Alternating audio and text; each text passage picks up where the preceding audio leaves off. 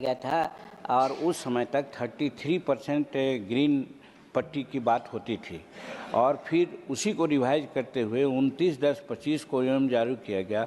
उसमें थोड़ा ये समझ करके कि 33% बहुत ज़्यादा हो जाता है तो रिड्यूस किया गया, तो इंडस्ट्रियल स्टेट के लिए 10% और इंडिविजुअल यूनिट के लिए क्या किया गया है वो 15% है रेड के लिए और 10% है ऑरेंज के लिए। रेड और ऑरेंज का हम डिफिनीशन बताने का काम किया है हुजूर।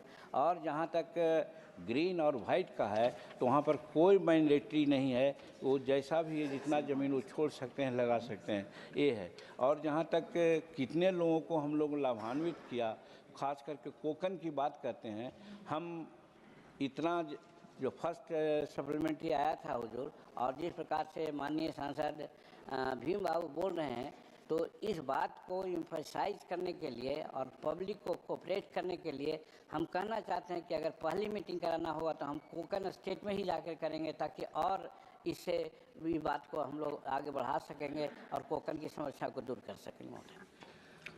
फिफ्थ सप्लीमेंट्री श्रीमान सुभाषिष कुंदिया जी।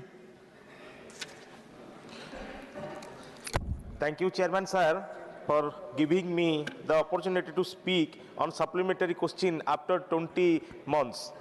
सर, मैं आपके माध्यम से माननीय मंत्री जी से पूछना चाहूँगा कि उड़ीसा के विशेषकर पुरी में कितने लोग MSME में बेनिफिट हो रहे हैं और कौन कौन से क्षेत्र से बेनिफिट हो रहे हैं। Thank you sir.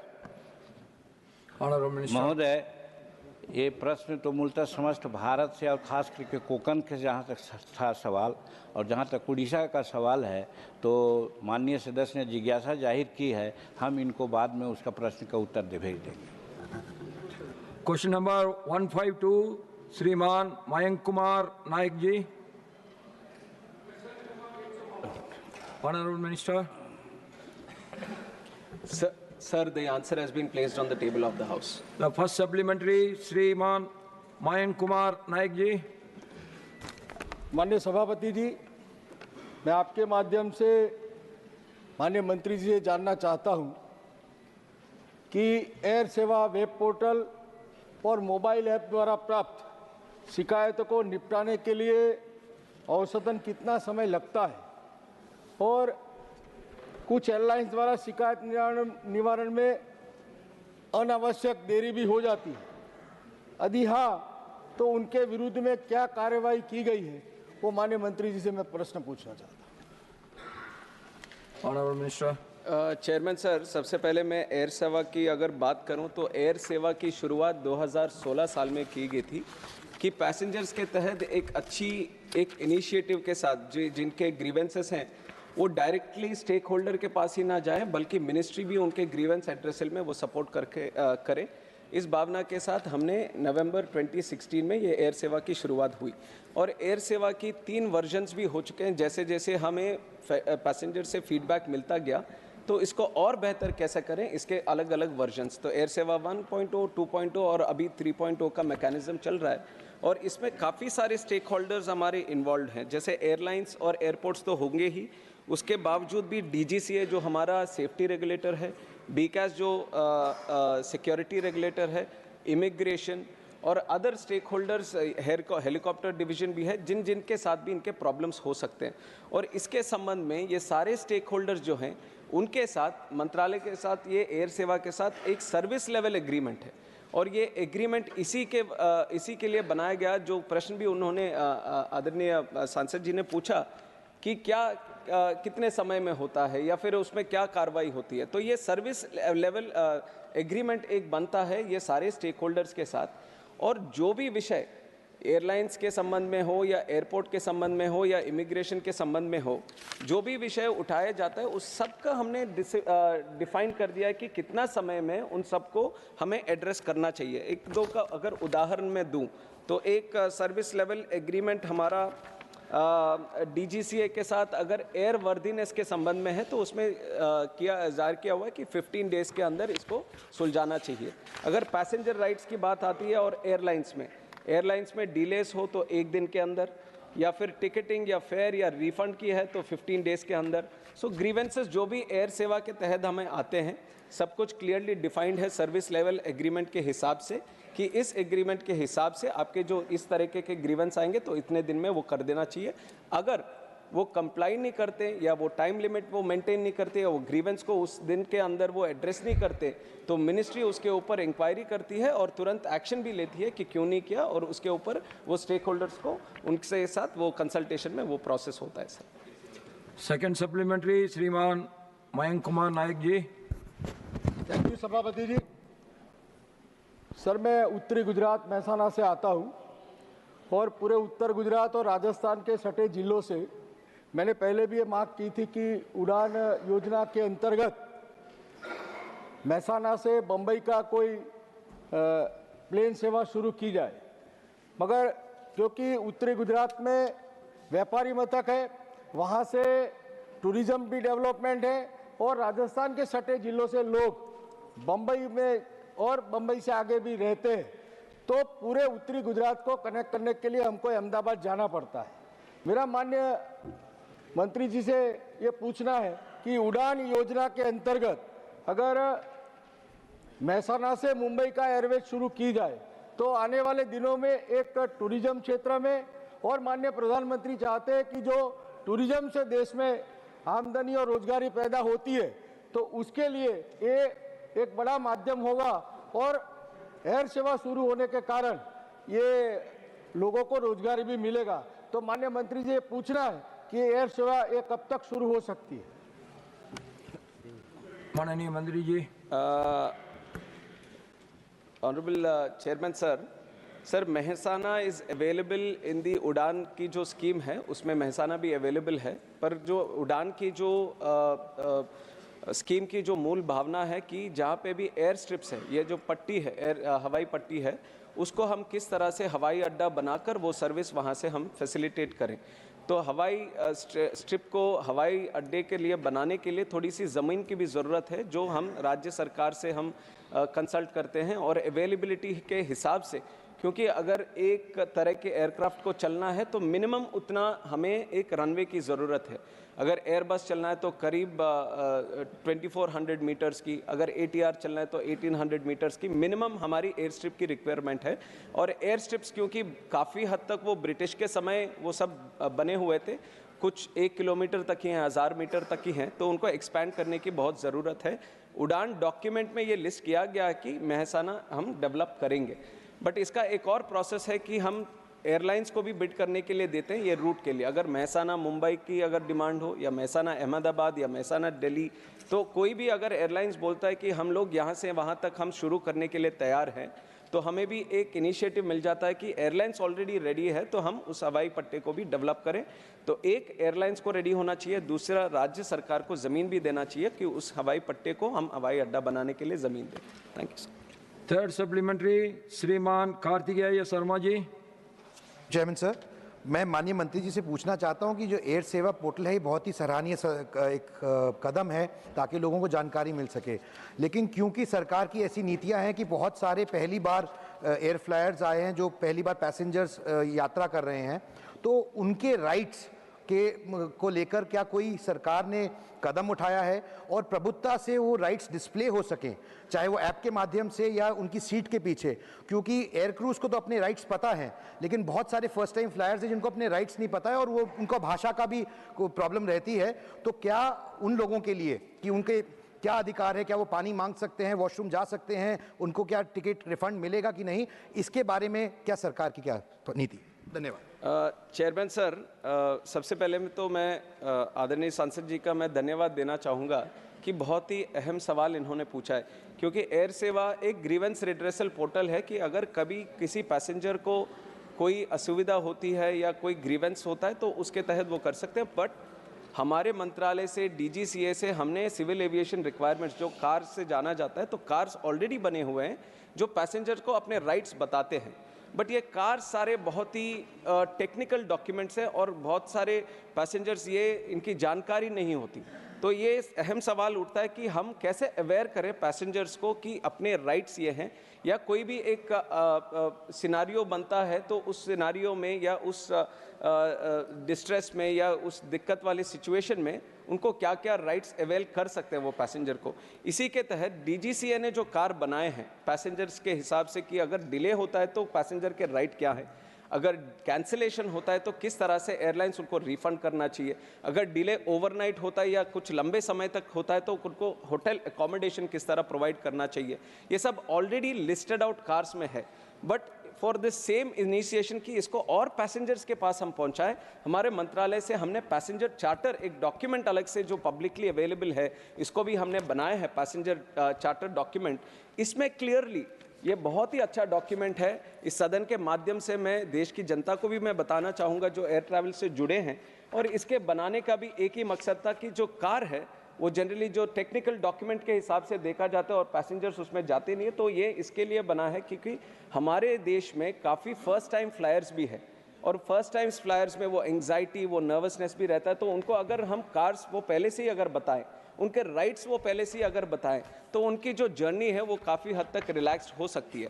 तो इसी में एक जो जिस तरह से कंटेंट्स हमने बनाए कि flight delay, flight cancellation, boarding denied due to over booking या फ्लाइट डाइवर्शन भी हो, कैंसिलेशन चार्जेस, लॉस, डिलेड और डैमेज्ड बैगेज, में कुछ ही टॉपिक्स में पढ़ रहा हूँ, ऐसे बहुत सारे चीज़ें, और काफ़ी कॉमन मैन को किस तरह समझाना है। सिनारियोस इसमें बने हुए हैं कि एक सिनारियो है, you have checked in on time but the airlines aspects a delay of 2 hours or more, 3 hours or more, 4 hours or more, then what is your right? Your right is you must be offered free of charge meals and refreshments in relation to the waiting time. तो ना केवल car को हमने दिखाया है, scenarios भी हमने बना के एक्सप्लेन किया कि किस सिनारियो में आपको किस तरह के राइट्स अवेल कर सकते हैं। और हमारा प्रयास यही रहता है कि जो ये पैसेंजर चार्टर डॉक्यूमेंट है, हर कस्टमर, हर पैसेंजर ये एयर ट्रैवल करने से पहले इसको पढ़े, और हमारी तरफ से जो भी कार में अपडेट करते रहते हैं उस कार के अपडेट्स को भी इस पैसेंजर इसमें भी अपडेट करके ये अपडेट करें। तो इस माध्यम से मैं कहना चाहूँगा कि इसके संबंध में ऑलरेडी मिनिस्ट्री ने अच्छा डॉक्यूमेंट बनाए हैं, ये जितना हो सके ये हम पैसेंजर्स को अवेयर करें, ये हमारी तरफ से एक प्रयास कंटिन्यूसली चलता रहेगा। फोर्थ सप्लीमेंट्री श्रीमान Santosh Kumar P. Thank you, sir. Recently, I mean on 6th of December, there was an order issued by the Civil Aviation Ministry to regulate the airfares. So, para number 1 speaks about the fare limit. This order will be applicable for travel till the fare stabilizes. So, what do you mean by the stable price in airfare? Number 1. 2. Will this order applicable Onam and other seasons also? Onam, Christmas and other seasons also? सर, ये airfare से संबंधित एक प्रश्न है। This is a question related to the airfares, and specially when you talk about airfares, the surge in air prices that you see is generally because it is a deregulated sector when there is a mismatch in the demand and supply. When the demand becomes too high, then the seats that you can supply in the market, that is when the airlines, with their models of the air pricing, they tend to rise, and that is why exactly the honorable member was also mentioned during Onam or during the festivals, not only in Kerala, but you observe this in North India during Diwali also. And when it comes back to this capping of prices, airfares during the 6th of December. We all are aware with the Indigo crisis that has happened, and we all know how much distress it has caused. And one major thing that has happened during that time is the capacity constraint at which Indian aviation was operating. Indigo being the major airline and their operations being curtailed, there was a huge disruption, huge cancellation of the regular flights that were there. So the capacity has come down. The seats that people can use to travel has come down. So generally, the other side of the trend would be the airfares would rise. That is exactly why we have to keep the cap, to keep the airfare at a very reasonable and affordable way. We have capped the prices. And regarding the other seasons that might come up, other times when the airfares might rise, the ministry is closely observing all these seasons. We are continuously engaging. We are continuously engaging with the stakeholders on this, and whenever there is a situation whenever there might be a situation when this is there, we from the ministry are taking action, and I will give you other examples also. During Kumbh Mela we have done it, during Pahalgam incident we have done it, during COVID also we have done it. So whenever there might be a situation when the airfares might rise, the ministry is acting upon it and taking the necessary action. Fifth supplementary, Shriman Pramod Tiwari ji. मैं आभारी हूं आपका। माननीय मंत्री जी के जवाब से उपजा हुआ एक सवाल और एक सुझाव। इधर मोनोपोली की वजह से इंडिगो में पैसेंजर्स के साथ, अब मेंबर पार्लियामेंट यहाँ बोले ना बोलें, पर इंडिगो का बर्ताव, उनके क्रू का बर्ताव, उनकी सर्विस का बर्ताव सामान्यतः, चूँकि उनकी हिस्सेदारी बहुत ज़्यादा हो गई तो उसकी वजह से उनका बर्ताव उतना संतोषप्रद नहीं होता जितना होना चाहिए पैसेंजर के साथ। मैं सिर्फ यही कहना चाहूँगा आपसे, क्या एक एडवाइजरी जारी करेंगे सामान्य पैसेंजर के साथ, और जो सांसद अपनी पार्लियामेंट अटेंड करने या अपनी दायित्वों को सांसद लोग निर्वाहित करते हैं उस समय उनका बर्ताव और स्वभाव थोड़ा बेहतर होगा, ये मैं कहना चाहता हूँ। दूसरा, इसी से जुड़ा हुआ, जो चूँकि आपने जवाब दे दिया है कि ये जो लूट होती है त्यौहार पर, या अभी जब इंडिगो का क्राइसिस आई थी तो दूसरे पैसेंजर से 5 गुना 6 गुना किराया था, 50-50, 60-60 हज़ार, 80 हज़ार। तो इस पर महाकुंभ के दौरान बेंगलोर से 65,000 रुपये का टिकट था, मैंने उठाया था सवाल। तो मैं आग्रह करूंगा, क्या आप नियंत्रित करेंगे इस किराए की लूट को और बेहतर सेवा के लिए एक सर्कुलर जारी करेंगे आप इस कंपनी को जिसका नाम इंडिगो है? चेयरमैन सर, ये सवाल काफ़ी सांसदों के मन में भी रहा होगा और ख़ास करके जनता में भी, और इसके संबंध में मैं इतना कहना चाहूँगा, एयरलाइंस की जो फ्रंटलाइन स्टाफ ही नहीं, एयरलाइंस पे आप एयरपोर्ट पे भी अगर देखेंगे या फिर एयर ट्रैवल के संबंध में अगर देखेंगे तो बहुत सारे ऐसे स्टेक होल्डर्स हैं जिसमें जो इन्वॉल्व हैं एयर ट्रैवल में। आपके एयरलाइंस के स्टाफ हो गए, ग्राउंड हैंडलिंग के स्टाफ हो गए, बैगेज के संबंध में स्टाफ हुए, CISF जो बहुत ही इम्पॉर्टेंट विंग है हमारे एयरपोर्ट में सेफ ऑपरेशंस के लिए। और हमारे तरफ से ये प्रयास रहता है कि जो भी टच पॉइंट्स हैं, एक पैसेंजर को जो भी टच पॉइंट्स यहाँ पे एयरपोर्ट पे होते हैं, CISF के साथ या फिर चेक इन काउंटर के पास या सिक्योरिटी गेट के पास, बोर्डिंग गेट के पास या एयरलाइंस के संबंध में हमारे यहाँ से प्रयास होता है कि हर चेक पॉइंट पे वो सब पैसेंजर को किस तरह से वो कम्युनिकेट करें, किस तरह से उनको रिलैक्स्ड मोड में एयर ट्रैवल तक चलाए, ये सब हमारा प्रयास रहता है। और काफ़ी हद तक ट्रेनिंग भी उसी संबंध में चलती है। और आपका जो जिस तरह से आपने सुझाव भी दिया है, डेफिनेटली हम उसी मैं कहना चाहता हूँ कि हमारा ऑलरेडी एक प्रयास इसी संबंध में रहता है। अगर कोई स्पेसिफिक सिचुएशन ऐसा हुआ हो और कार्रवाई भी करते हैं, अगर कहीं पे ऐसा होता है कि सिचुएशन एग्रीवेटेड है किसी के बिहेवियर की वजह से या बात करने के तरीके के वजह से, तो डेफिनेटली हम उनके ऊपर एक्शन भी लेते हैं, क्योंकि हमारे इस संबंध में पैसेंजर को सही तरह ट्रीट करना चाहिए। ये सारे चेक पॉइंट्स पे होना चाहिए, सिर्फ एयरलाइंस की तरफ से ही नहीं, जितने भी चेक पॉइंट्स ओरिजिनेट होते हैं उन सब का होना चाहिए। और दूसरा विषय जो एयर फेयर्स के बारे में उठाया गया था, और ये भी मिनिस्ट्री बहुत सीरियसली इसको ले रही है, जो टैरिफ मॉनिटरिंग यूनिट हमारे DGCA में है उसको भी और सशक्त करके और सारे रूट्स हम मॉनिटर कर रहे हैं। इंटरनेशनल रूट्स भी अब मॉनिटर करने का किया है, क्योंकि हम वो दबाव एयरलाइंस पे भी हम डालना चाहेंगे, लाना चाहेंगे कि इस तरह से जो अपॉर्चुनिटी से प्राइसिंग के सिचुएशंस कभी कभी जो बन जाते हैं वो ना हो। हमारी मिनिस्ट्री से पूरा इसके ऊपर ध्यान देते हुए हम एयर सेवा में भी एक स्पेसिफिकली हमने टैरिफ मॉनिटरिंग का भी एक सुविधा रखी है, ताकि अगर पैसेंजर किसी को लगता है कि ये प्राइस ये हद से ज़्यादा है, ये इस समय में होना नहीं चाहिए, तो उसका स्क्रीनशॉट भी हमें भेज सकता है, तो हम ज़रूर उस पर ऊपर कार्रवाई करके एयरलाइंस के ऊपर भी एक्शन उसके ऊपर लेंगे। तो बहुत सारे मैकेनिज्म्स हमने इस तरह के हमने बनाए। Question number 153 Shri Kapil Sibal ji.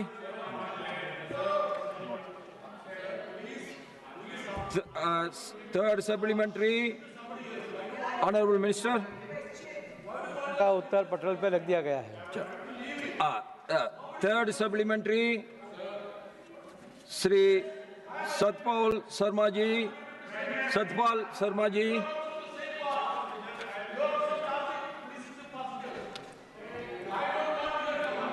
John Britas, please take your seat. John Britas, please take your seat. Please take your seat. No cross-talking, please. No cross-talking. No cross-talking, please. माननीय सभापति महोदय, आपके माध्यम से मैं मंत्री जी के ध्यान में इस सवाल के बारे में एक जानकारी चाहता हूं। Total number of major reservoirs in whole of the country is 161, while in north zone there are only 15 major reservoirs.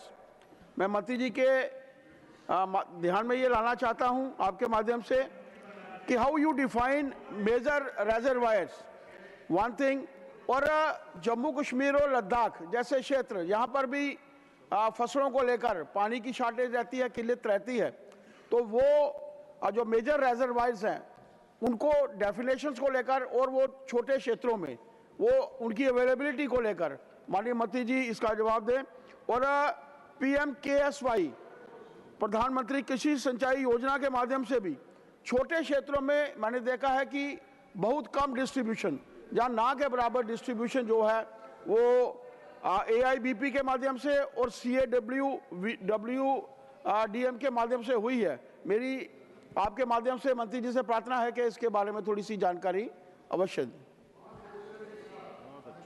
महोदय, आपके माध्यम से सम्मानित सांसद जी को कहना चाहते हैं कि जो स्पेसिफाइड डैम्स है या मेजर डैम्स है उसको डिफाइन करने के लिए कहा जाता है कि जो 15 मीटर से टॉल है, ज़्यादा बड़ा है, या 10 से 15 मीटर हाइट है, विथ स्पेसिफिक चैलेंजिंग फीचर जैसे लॉन्ग क्रेस्ट है, लार्ज रिजर्वायर्स है, डिफ़िकल्ट फाउंडेशन है, हाई फ्लड डिस्चार्ज है, तो ऐसे डैम्स को हम स्पेसिफाइड डैम या मेजर डैम्स कहते हैं।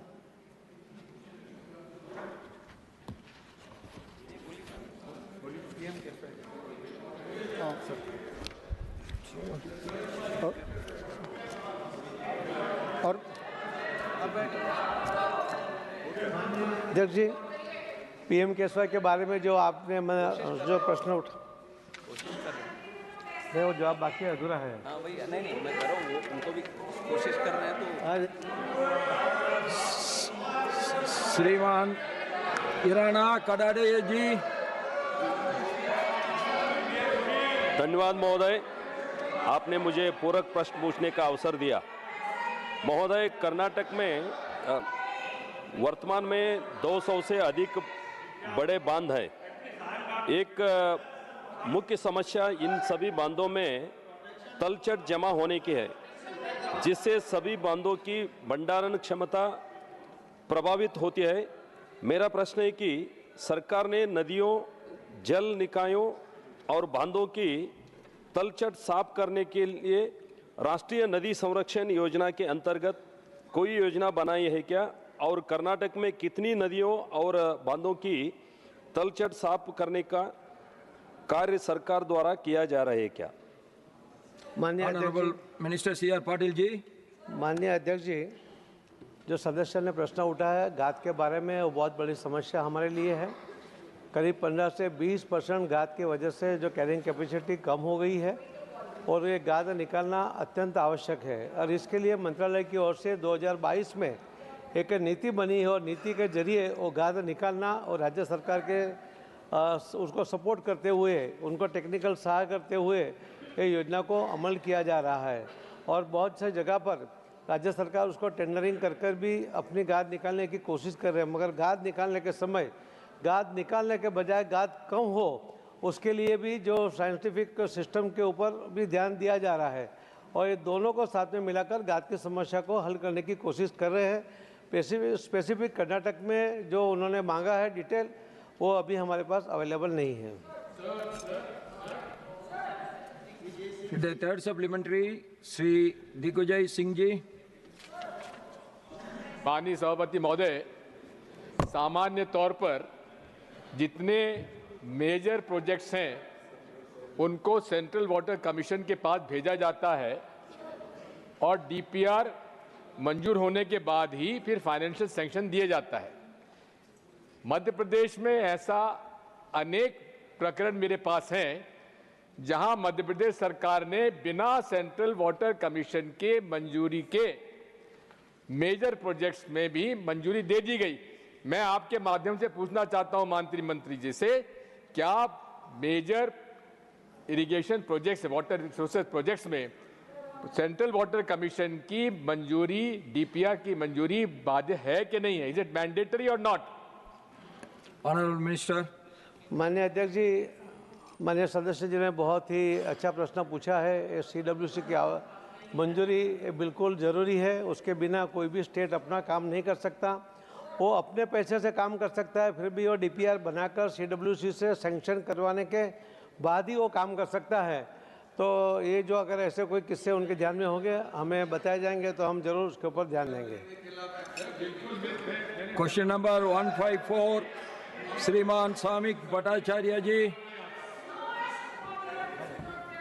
क्वेश्चन नंबर 154, श्रीमान Samik Patel.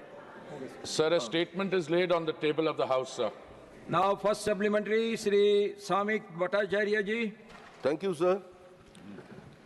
My question is related Ashoknagar oil field in West Bengal, where Government of India has already invested more than 1,000 crore. So through you, I want to know from our Honorable Minister, can our Minister confirm whether the recent issue raised by the Government of West Bengal on stamp duty composition, despite a clear provision under the Petroleum and Natural Gas Rules 2025, is further delaying production and compromisation India's energy security?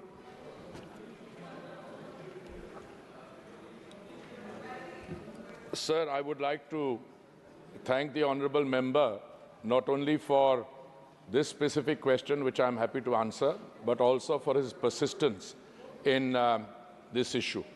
Sir, projects related to exploration and production, or E&P, are by very definition complex. They have a long gestation period, and sir, they involve heavy capital expenditure. Insofar as the Ashoknagar project is concerned, sir, as this House, some of us at least have been very familiar with this, the production sharing contract was signed for exploration block WB ONN 2005-4 between ONGC and oil during the NELP round 7. This was done, sir, in 2008, and ONGC was the contractor for this block. This block is located in the North 24 Parganas district, and the discovery was made, sir, in 2018. As the honorable member has said, sir, it is true that ONGC has spent 1,000 crores already on it. It is our estimate, sir, that the Bengal Basin contains a total of 240 million barrels of oil equivalent in place, proven reserves. If you go by this figure, at 30% recovery, the cumulative production value can be around 45,000 crores, out of which the state of Bengal would get 4,500 crores. So the limited point I'm seeking to make here is that initially a lot of time is taken, long gestation, heavy capital expenditure, but once you begin to see the oil and gas being extracted, it's pure joy after that, because that expenditure is recovered. Now, the operator applied for a petroleum mining lease to the government of West Bengal in 2020. The provisional PML, petroleum mining lease, was received from the West Bengal government in February this year, February 2025. Sir, I've had the opportunity in June this year of convening an Urja Mantra, a meeting of all the states along with all the other stakeholders, and I'm very happy to say that there is a new enthusiasm, new spirit of cooperation, and everything is moving ahead. I can understand the honourable member's anxiety. Are we going to get delayed further?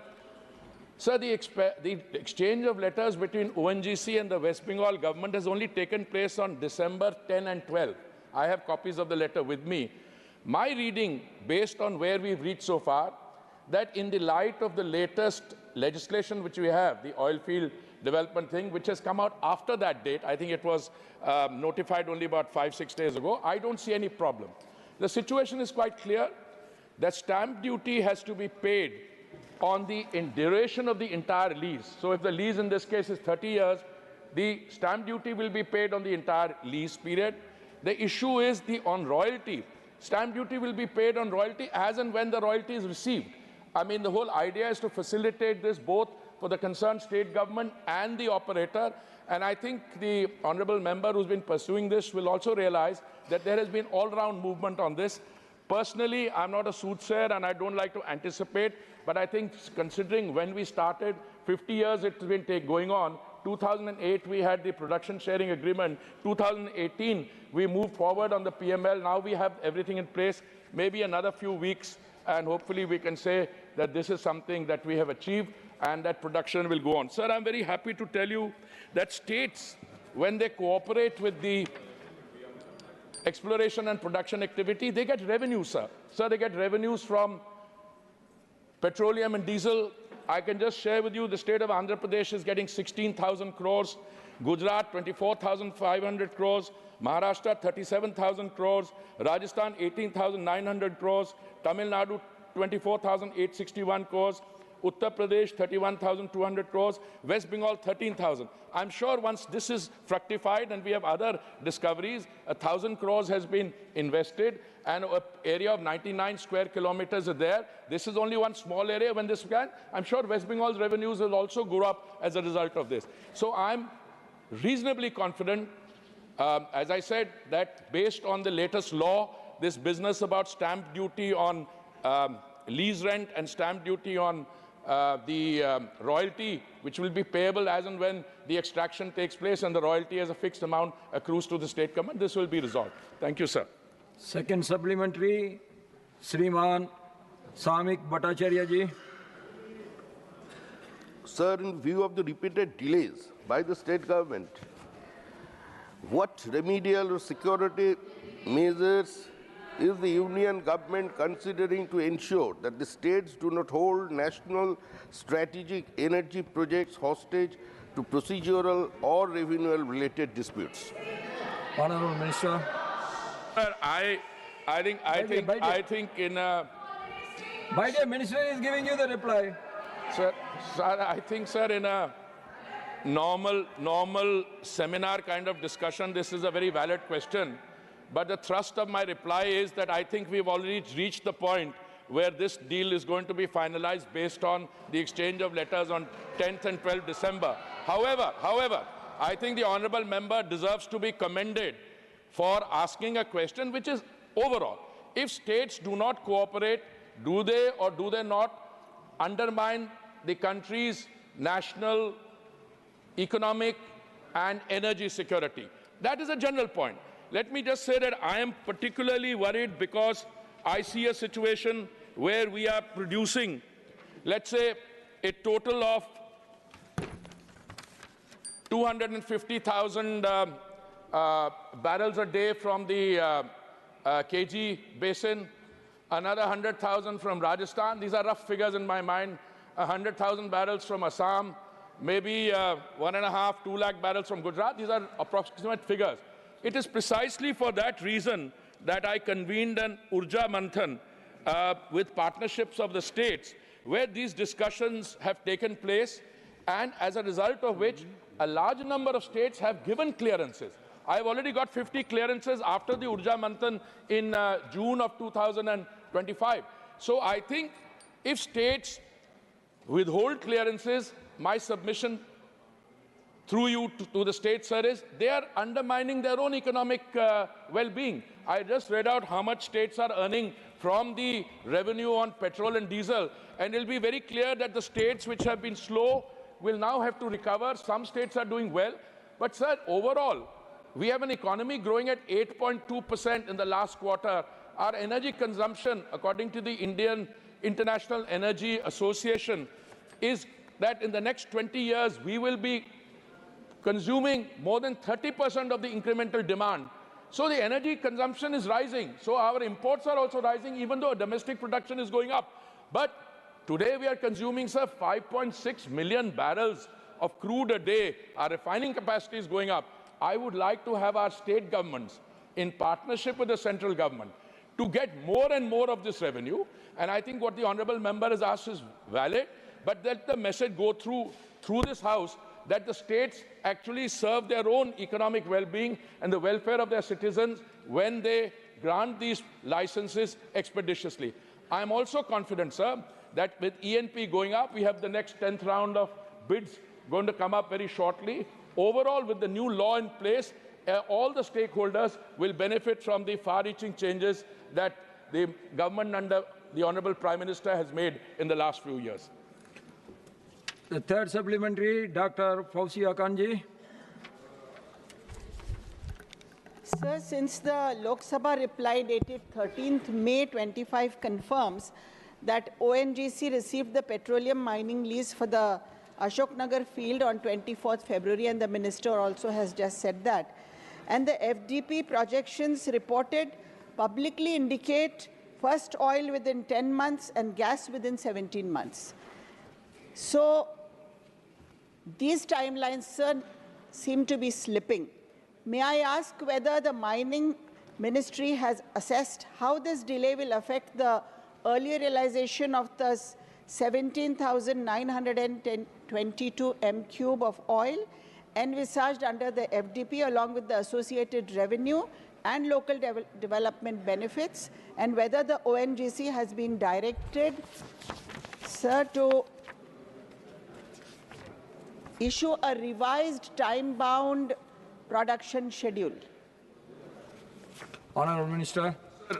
I want to thank the honourable member for referring to those timelines.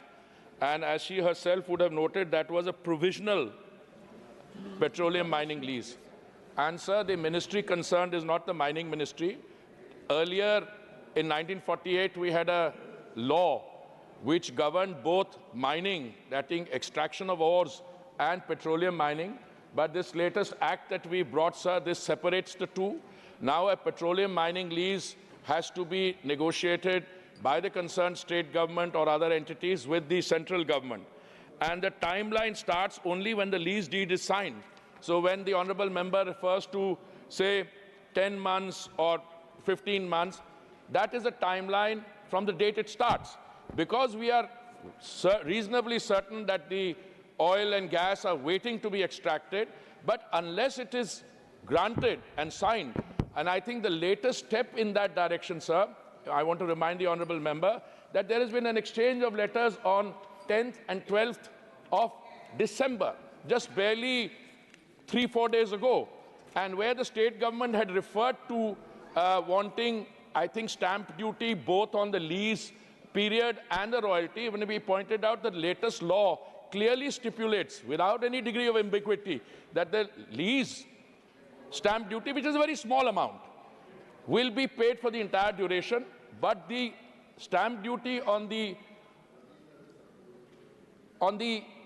revenue earned from the the oil which is extracted as a percentage, that I mentioned how much we have estimated, that will be paid as the extraction goes on. So I'm very clear that timelines haven't slipped. It's just that if the petroleum mining lease deed had been signed, say 2 months earlier, it would have started from there. But I'm reasonably confident that with these clarifications and the ongoing interaction between the ONGC and the state government of West Bengal, and I can tell you the same thing, sir, is happening with the other state government. The new law brings in a degree of clarity which leaves everyone clear and certain. It brings in predictability, and I think all these leases will now go forward. So the fourth supplementary, Sriman Sanilal Gracia.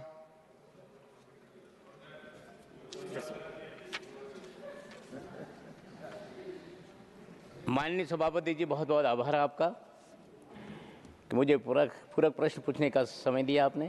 मैं माननीय मंत्री जी से जानना चाहूँगा कि राजस्थान में petroleum मंत्रालय के माध्यम से एक रिफाइनरी का लगाना सुनिश्चित किया है और लगाने के अलावा समय भी निकल गया है। मैं आपसे के माध्यम से जानना चाहूँगा कि यह रिफाइनरी आप सीमा निकलने के बाद भी अभी प्रारंभ नहीं हुई, कब तक प्रारंभ होगी?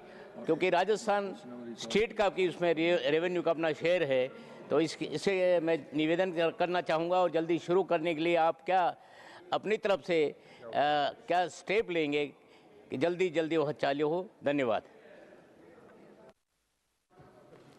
Sir, I have a feeling, sir, that the honourable member is as familiar with the details of the refinery he's referring to in Rajasthan, I think the Prameya refinery, as I am. But since he's asked the question, it gives me an opportunity to explain. Sir, this is a long pending project. It is a project which started well before the government headed by the Prime Minister took over in 2014. But it is a matter of great satisfaction that this very large refinery, I don't offhand remember the capacity, but it's one of the biggest refineries that India is going to have. And it's an integrated refinery which will have not only petroleum and diesel being refined, but it will also have an integrated petchem project.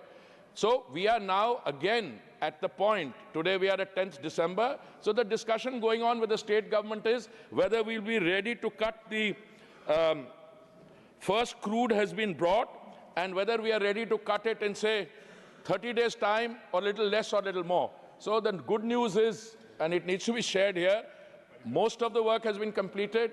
But, sir, I am one of those who believes in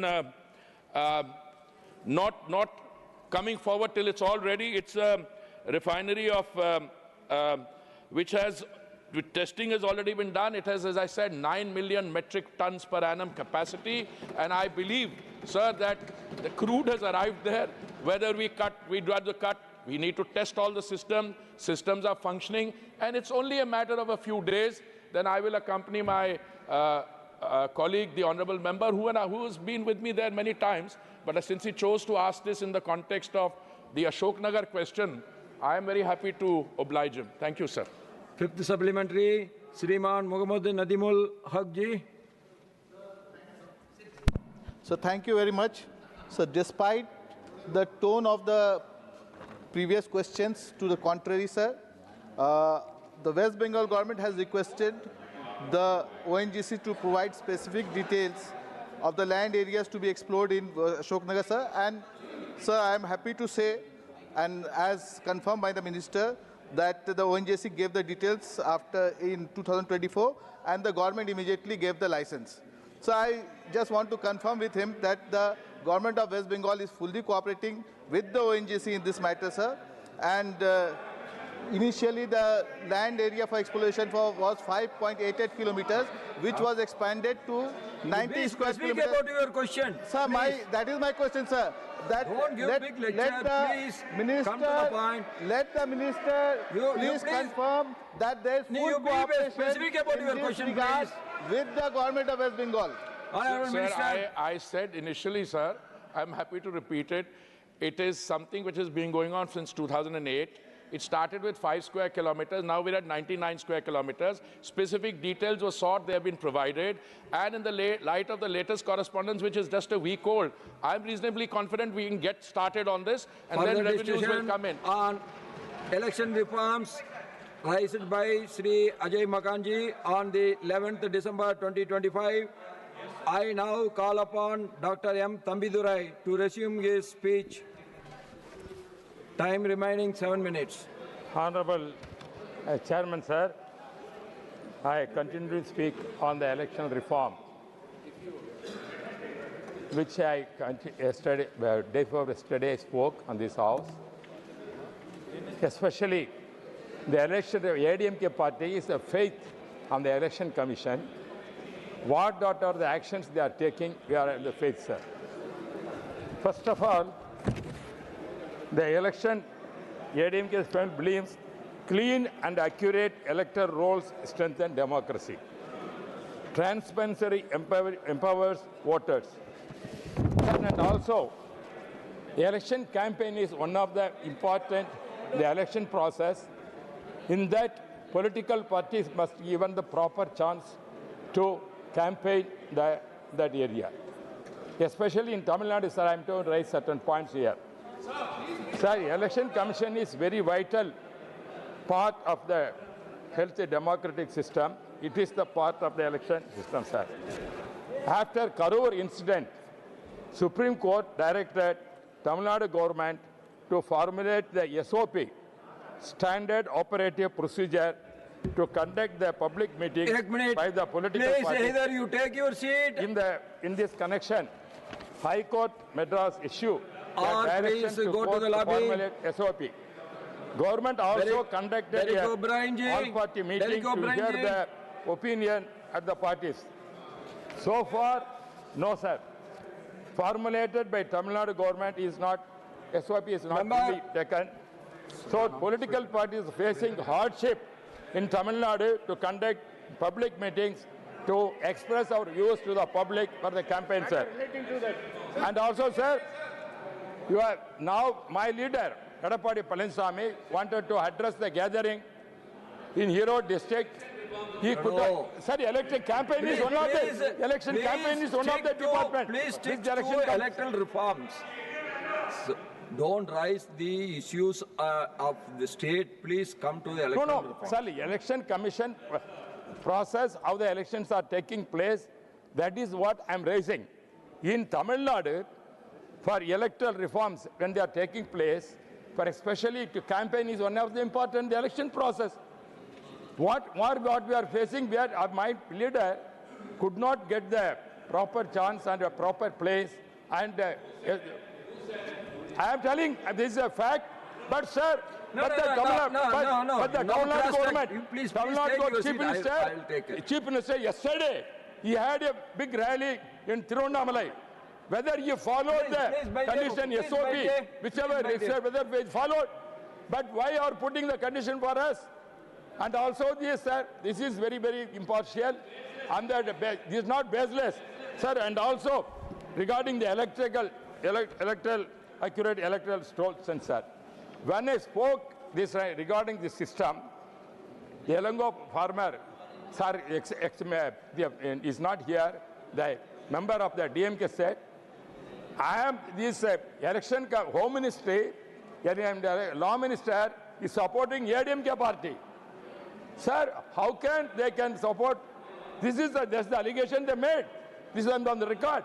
Therefore, I am once again saying, sir, I also serve as a law minister and watch by government. The election commission under me. Once again, say, you never interfere in that. But now, sir, when the election is a revision, the poll is taking, SIR is different issue. But every year, electoral rolls are reform. That is going on, taking place. In that side today, sir, one ex-MP of this Rajya Sabha, DMK member, said, made the paper has come, 85 lakh voters going to be removed in Tamil Nadu. This accusation. Who is responsible for that? Tamil Nadu government is conducting all these things. How can you say, give the misrepresentation, then election 85 voters are going to remove? This is the job of the election Sir, my time is my time.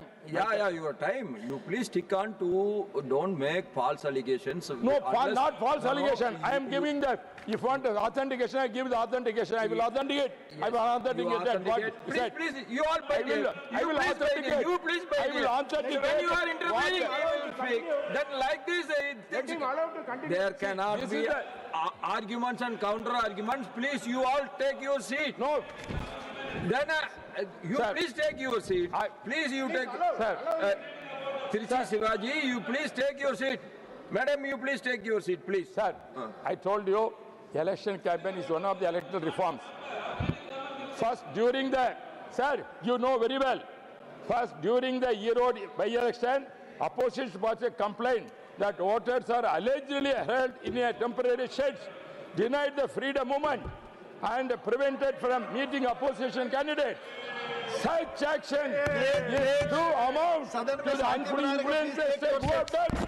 Sir, the former minister, former minister, and ADMK. Honorable Chairman has already requested you to confine yourself within the boundaries of discussion.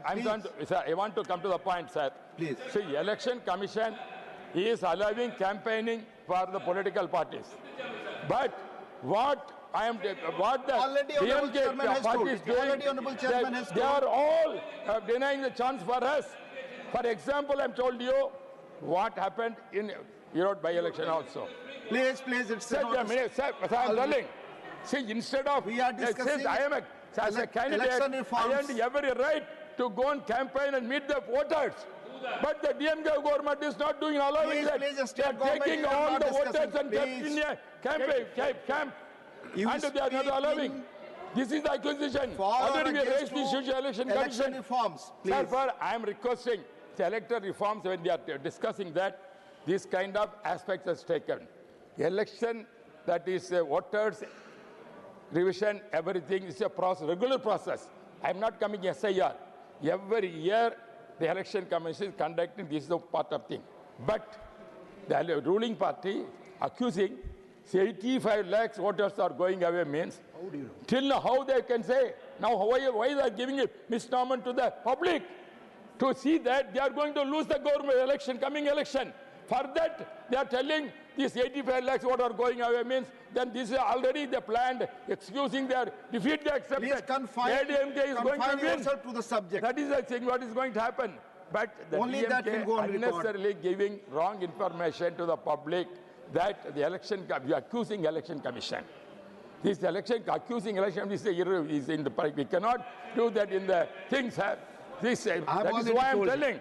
That is why yesterday, last time when I spoke, he said, at that time what the member said, ADMK party is benefiting the home ministries and law ministry. He said, is the fact. You have to deny. Whether you're going to allow it in on the record.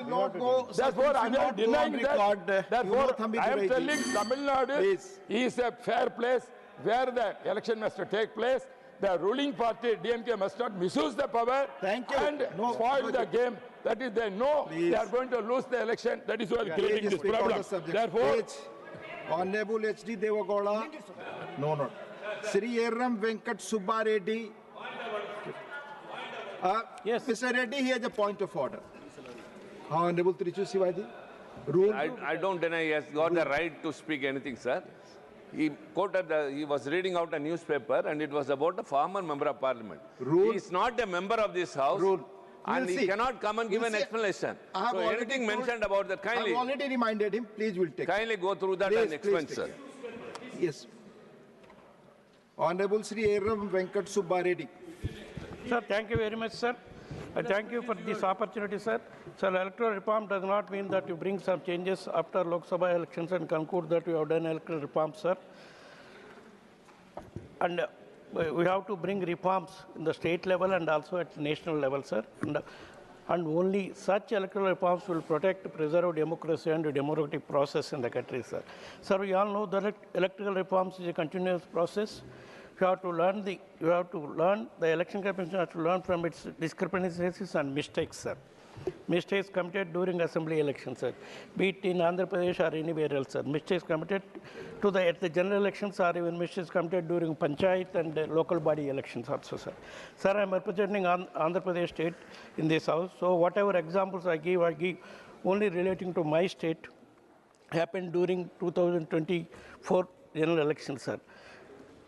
I am not casting any aspirations to anybody or any party, sir. But I'm only quoting the facts and suggesting that what is to be done by the Election Commission to maintain its integrity and transparency and address shortcomings, sir. So I will be brief and pointed in some of my conditions, sir.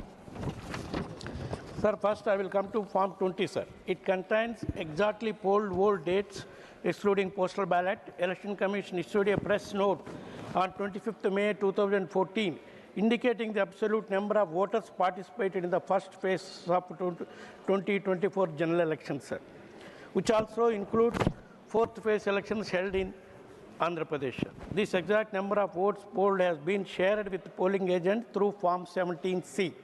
This press note is said to be absolute and final, sir.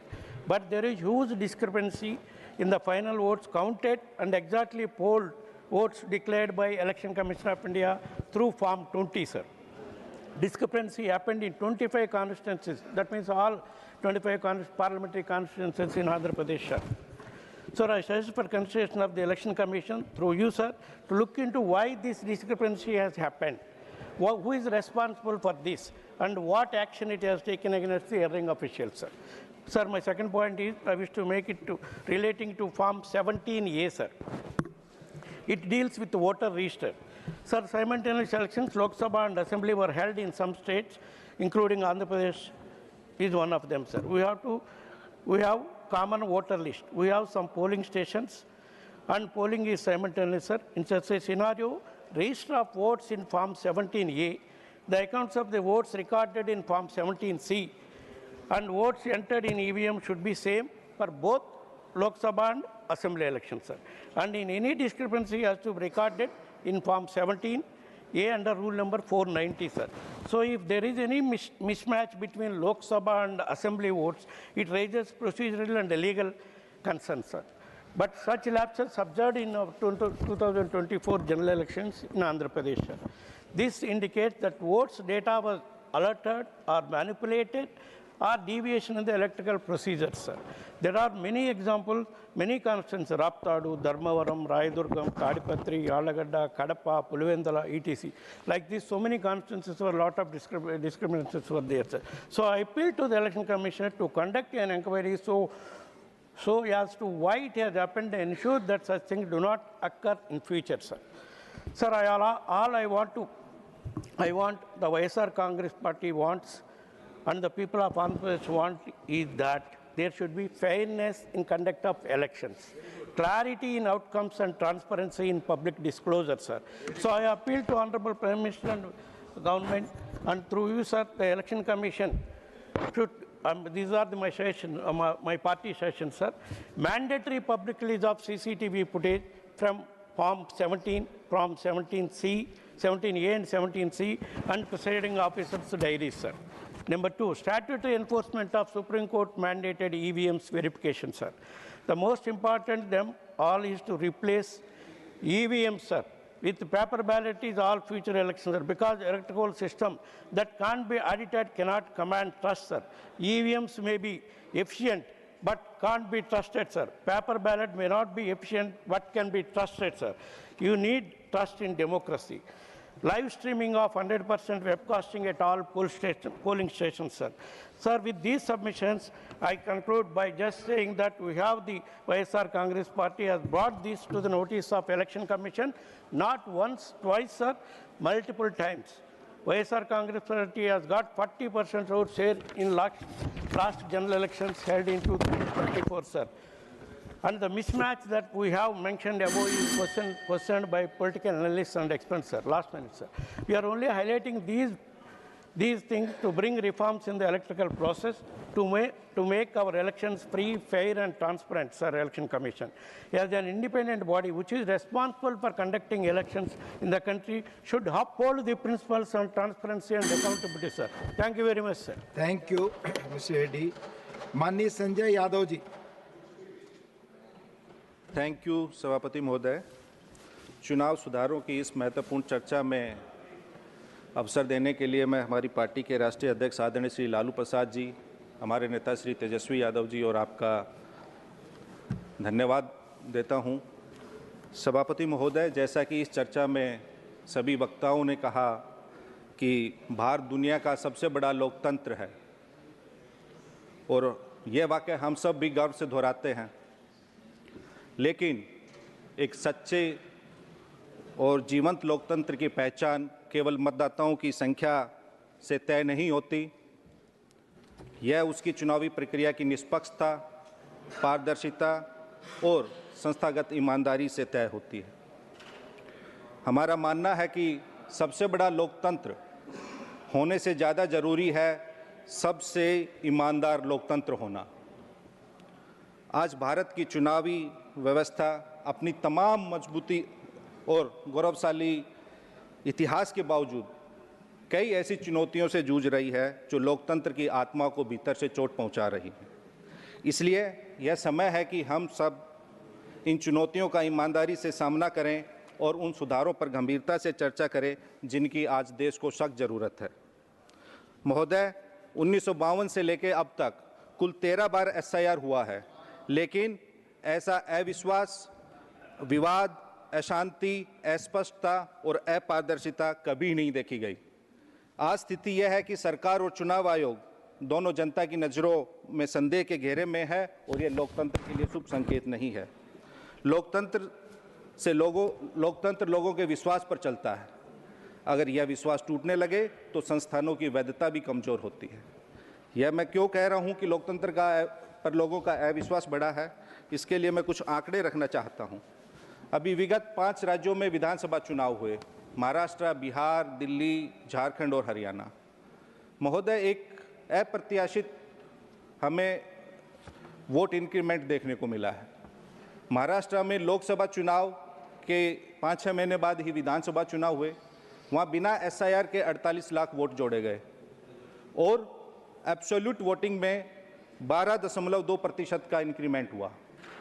Bihar में SIR हुआ, कुल 7 crore 89 lakh vote थे, उसमें से 65 लाख वोटों का deletion हुआ। उसके बाद SIR की प्रक्रिया में 18 लाख और बाद में 3 लाख वोट और जोड़े गए, तो कुल 7 करोड़ 45 लाख वोटर थे।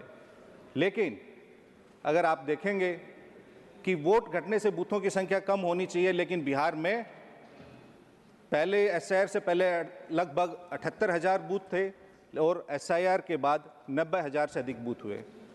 तो उस प्रक्रिया से यह समझ में आया कि मतदाताओं के घटाने के अलावा ये बूथों को बढ़ाने की भी एक प्रक्रिया थी। अब बिहार में वो चुनाव हुए, 65 लाख वोट कटने के बावजूद बिहार में 15.6% का एक एब्सोल्यूट वोटिंग में एक अबनॉर्मल इंक्रीमेंट देखा गया। इतना सडन स्पाइक जो बिहार, जैसे मैंने कहा, महाराष्ट्र में 12.2, बिहार में 15.6। तो ये वोट घट रहे हैं SIR में, लेकिन बूथ बढ़ रहे हैं। और जो ये मैसिव बढ़ोतरी हो रही है वोट संख्या में, वो एक प्रयोग है या सहयोग, वो पूरा मैसिव स्विंग एक पार्टी विशेष के पक्ष में जा रहा है। ये हमें सबको सोचने का विषय है। अगर चुनाव के मध्य चुनाव आयोग ये हम बिहार में, जैसा कि चुनावों से पहले 35 दिन में 41,000 करोड़ रुपए अन्य योजनाओं के मद से मतदाताओं के खाते में भेजे गए, लेकिन वहाँ 15.6% वोट बढ़ा। झारखंड में भी चुनाव हुए, झारखंड में मात्र 3.5% वोट बढ़े, हरियाणा में 6.2% वोट बढ़े और दिल्ली में 6.1% वोट बढ़ा। तो ये झारखंड में भी वही सेम योजना थी, लेकिन वहाँ 3.5% ही वोट बढ़े, लेकिन बिहार में 15.5% से अधिक वोट बढ़े। तो ये सब हमें सोचने की ज़रूरत है।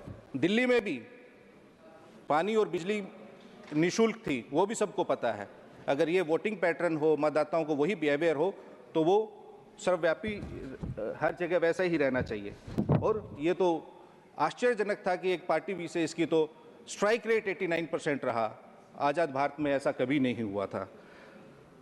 बिहार में SIR हुआ, मात्र 35 दिन का समय दिया गया। उस 35 दिन में लगभग, मैंने कहा कि 7 करोड़ 90 लाख मतदाताओं को पुनरीक्षण कार्य हुआ। उस 35 दिन में, जैसा कि सब जानते हैं, बिहार का 73% जो भूभाग है वो बाढ़ प्रभावित है।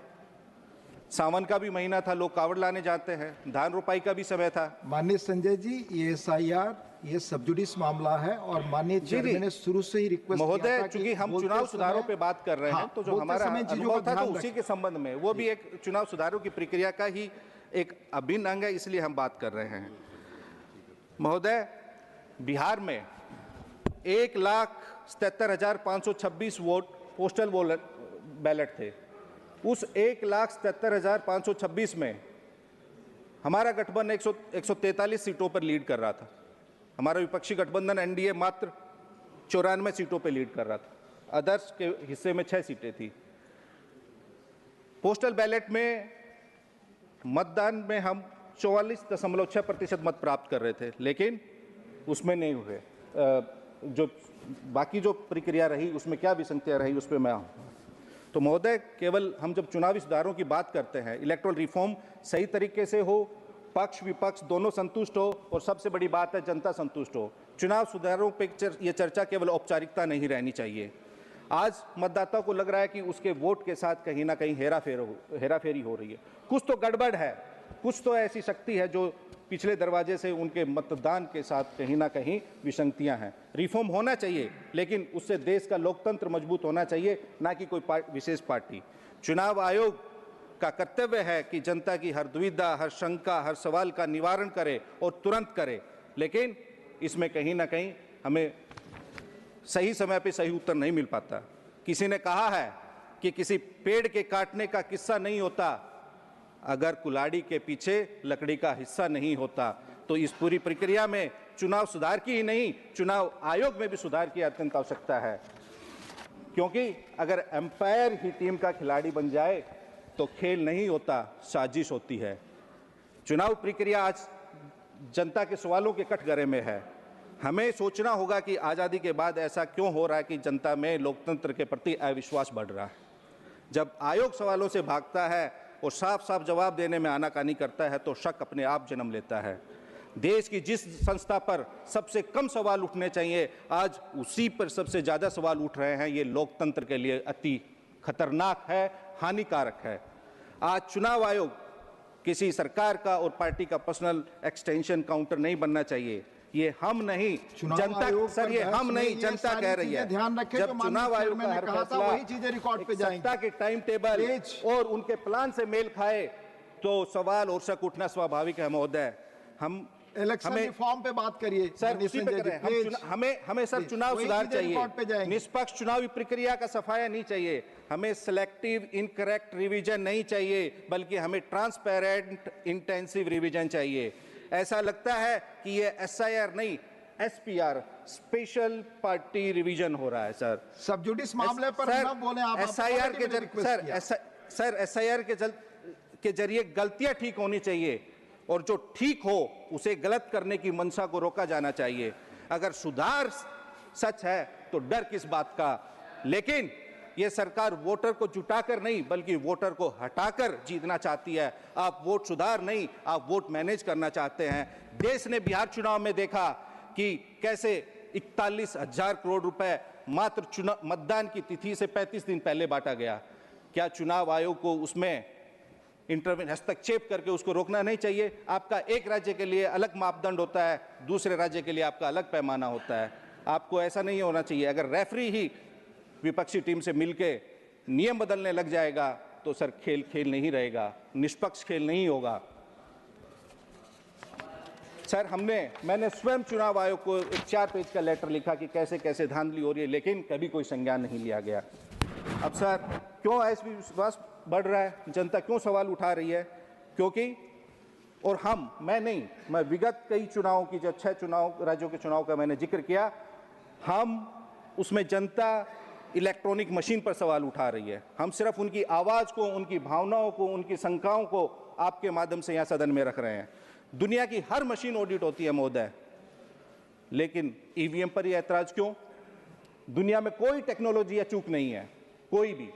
हमने देखा है हमारे देश में ही हमारी मिनिस्ट्री ऑफ डिफेंस की वेबसाइट पे साइबर अटैक होता है, उसे हैक करने की कोशिश होती है और किया भी गया है 2018 में। हमारी मिनिस्ट्री ऑफ होम अफेयर्स की वेबसाइट पे भी साइबर अटैक्स हुए हैं। तो कोई भी तकनीक अचूक नहीं है महोदय। दुनिया की सबसे सुरक्षित माने जाने वाली प्रणालियां भी हैक हुई हैं, तो EVM को अवैध कहना तकनीकी रूप से सही नहीं लगता महोदय। EVM पर सवाल लोकतंत्र को कमजोर नहीं, मजबूत करता है। अगर वोटर कहे कि मुझे EVM पर भरोसा नहीं है तो क्या आप उसे अपराध मानेंगे? अगर वोटर कहेगा कि मेरे पास सब कागजात हैं और आप मेरा वोट डिलीट कर रहे हैं तो उसे क्या आप अपराध मानेंगे? नहीं महोदय। EVM को बचाने से ज़्यादा जरूरी है जनता के भरोसे को लोकतंत्र में बचाना, और जनता का भरोसा किसी मशीन में नहीं, निष्पक्ष प्रक्रिया और प्रणाली से ही संभव है। जब वोट कागज पे दिखता है तो गिनती में कागज क्यों नहीं? हम 5% मिलान भरोसा नहीं देता, 100% मिलान ही भरोसा देगा। लोग कह रहे हैं कि EVM पारदर्शिता नहीं दे रही, और लोकतंत्र पारदर्शिता के बिना जिंदा नहीं रह सकता। अगर हम चुप रहेंगे तो सर मशीन जीत जाएगी, और हम बोलेंगे तो लोकतंत्र जीतेगा। अगर कहीं कोई शक है तो हम सबको बिल्कुल बोलना चाहिए, निडर होकर बोलना चाहिए। जब वोट की प्रक्रिया ही संदेहों से घिरी हो तो लोकतंत्र की आवाज साफ कैसे सुनाई देगी? महोदय, मशीन जीत जाए और हमारा मतदाता यानी मानव हार जाए तो ये लोकतंत्र और मानवता दोनों के लिए खतरनाक है। महोदय, मानव ने मशीन बनाई है, मशीन ने मानव नहीं बनाया। मतदाता मशीन से बड़ा होता है और बिना मतदाता लोकतंत्र भी नहीं रहेगा। जनता को इलेक्शन चाहिए महोदय, सिलेक्शन नहीं चाहिए। महोदय, कई कामयाब और लोकतांत्रिक विचारधारा का सम्मान करने वाले विकसित देश पारदर्शिता के नाम पर इलेक्ट्रॉनिक वोटिंग को अस्वीकार किया है और चुनाव सुधारों के लिए महोदय निष्पक्षता दिखानी पड़ती है। सिर्फ कहना ही काफी नहीं होता। रेफरी अगर नियम पूछने पर नाराज हो जाए तो मैच के नतीजों पर सवाल उठाना लाजमी है। दुनिया के अधिकांश लोकतंत्र अब बैलेट पेपर का ही प्रयोग करते हैं क्योंकि वह सत्यापन योग्य है और भरोसेमंद होता है और जनता को दिखता भी है। महोदय, बस मैं अपनी बात खत्म कर रहा हूं। चुनावी सुधार में कोई तकनीकी प्रक्रिया नहीं है। चुनाव सुधार यह उस लोकतांत्रिक संस्कृति का आधार है जो नागरिकों को विश्वास दिलाती है कि सत्ता उनकी इच्छा का प्रतिबिंब है, न कि धन, शक्ति और प्रभाव का परिणाम। भारत को चुनावी सुधारों की एक नई पीढ़ी की जरूरत है। ऐसे सुधार जो चुनाव आयोग को और मजबूत करे, राजनीतिक दलों को जवाबदेह बनाए, धन बल की अंधेरी सुरंगों को रोशन करे और मतदाता के विश्वास को पुनः केंद्र में स्थापित करे। लोकतंत्र की सबसे बड़ी शक्ति उसका विश्वास है और चुनाव सुधार वही रास्ता है जो इस विश्वास को भविष्य की पीढ़ियों के लिए सुरक्षित रख सकता है। आपका बहुत बहुत धन्यवाद महोदय। माननीय honourable Shri HD Deve Gowda ji.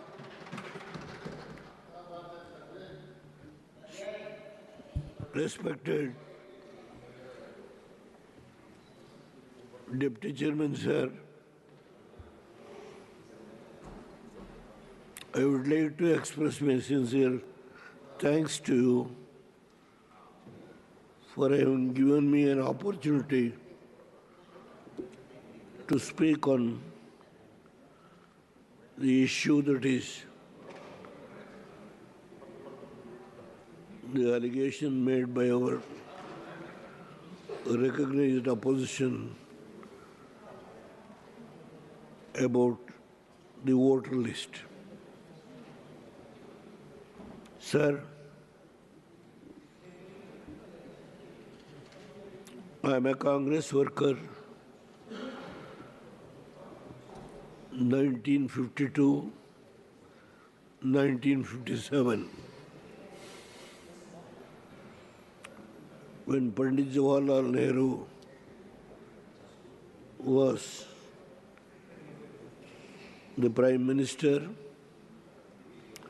52, 57, 62 and 64, what happened? I don't want to repeat that. After the demise of Pandit Jawaharlal Nehru, the tallest leader, Lal Bahadur Shastri came to power. He was there for a short period. You know what happened? The Tashkent Agreement. Sir, after that, Madam Gandhi became the Prime Minister.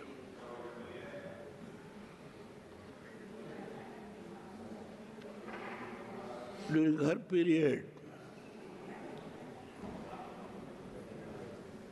I think more than 380 or more than 316, 3-4 elections,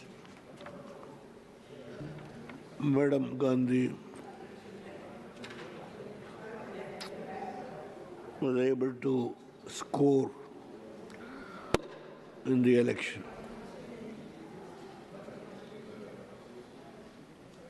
When once there is a decline,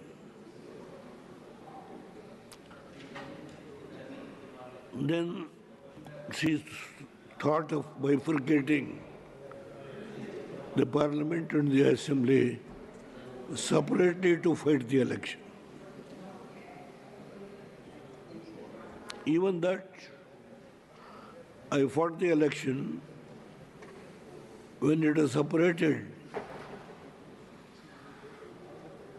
I have never raised any objection.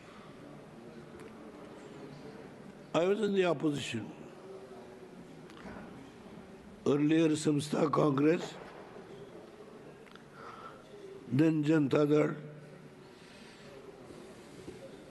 I am the president of the Janata Dal when Janata Dal was formed during Morarji Desai. Sir, I never raised any objection. About the bifurcation of the parliament and the assembly separately, even then we bow our head and we fought the election.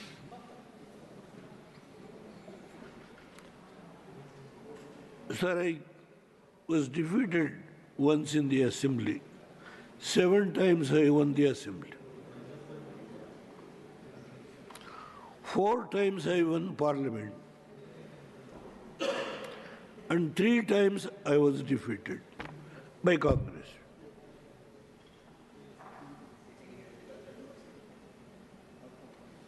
I never blamed the Congress has made me to defeat by manipulating the voter list. I never. Please take your seat. Please. Surjewala ji, nothing is going on record. Let him speak. I have not. Please, Surjewala ji, please take your seat. I have not made any. Honorable sir, please speak. Because please speak. Only that will go on record. Honorable H.D. Devgowda ji, please speak. There is no other party. In Karnataka, Samstha Congress, Indira Congress. Janata Party, Congress. Please, if you know the history, from last 1952, then you would not have raised any objection. Please pardon me. I have not come to the language you have used, vote chori. I have not come. Manipulation of the voter list. That's all I have said. Sir, in 1991, I came to Lok Sabha. The lone member from Janata Dal. In 1994, I went back to Karnataka and I became the Chief Minister. I have not completed 2 years. I don't know what the sin I have committed in the past life. I am a believer in that.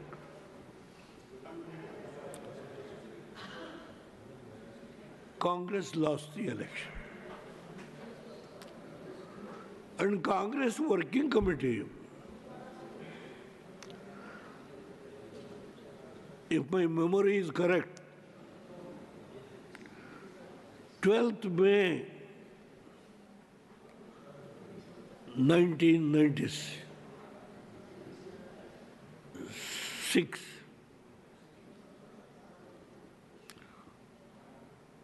they have passed a resolution. We are going to support a non-BJP government if secular parties are going to come together. Then the 13-party coalition, the left parties in those days was very strong. And DMK, Mubnar Congress, was totally got 40 seats. TDP has got 40 seats. Biju Janata Dal And our part, I got 16 seats as Chief Minister. And the Congress extended their support through a resolution to support the non-Congress government, non-BJP government. We all sat together and we took a decision to make Jyoti Babu as the Prime Minister. 2 days the discussion went on. Ultimately, their party, there was difference of opinion, and Jyoti Babu declared my name as the Prime Minister. I was in tears. People have given the mandate in Karnataka to rule Karnataka. I have not got the mandate to rule this great nation. But the circumstance was forced. 13-party coalition. I was forced to head the 13-party coalition as Prime Minister. I took oath on 1st June 1996. I was there for hardly 10 months, 20 days. Why I am narrating all these things? The manipulation of the votes, voter list. Please, Shakti Singh Goel ji, seat पर बैठ कर ना बोलें. I have never raised. I have never raised. Please, sir, conclude. Your time is. Sir, please. Please. There is a letter written by Pandit Jawaharlal Nehru.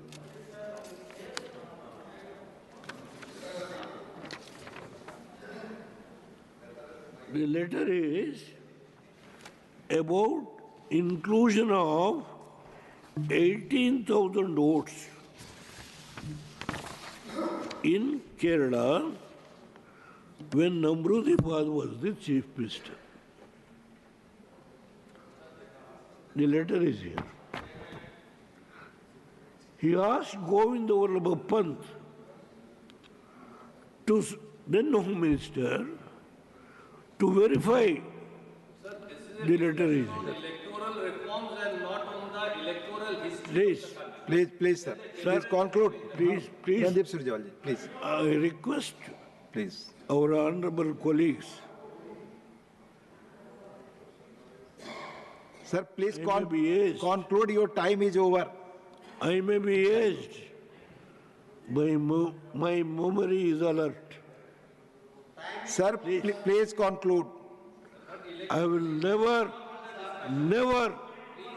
irresponsibly. Please conclude, sir. Conclude. Sir, conclude.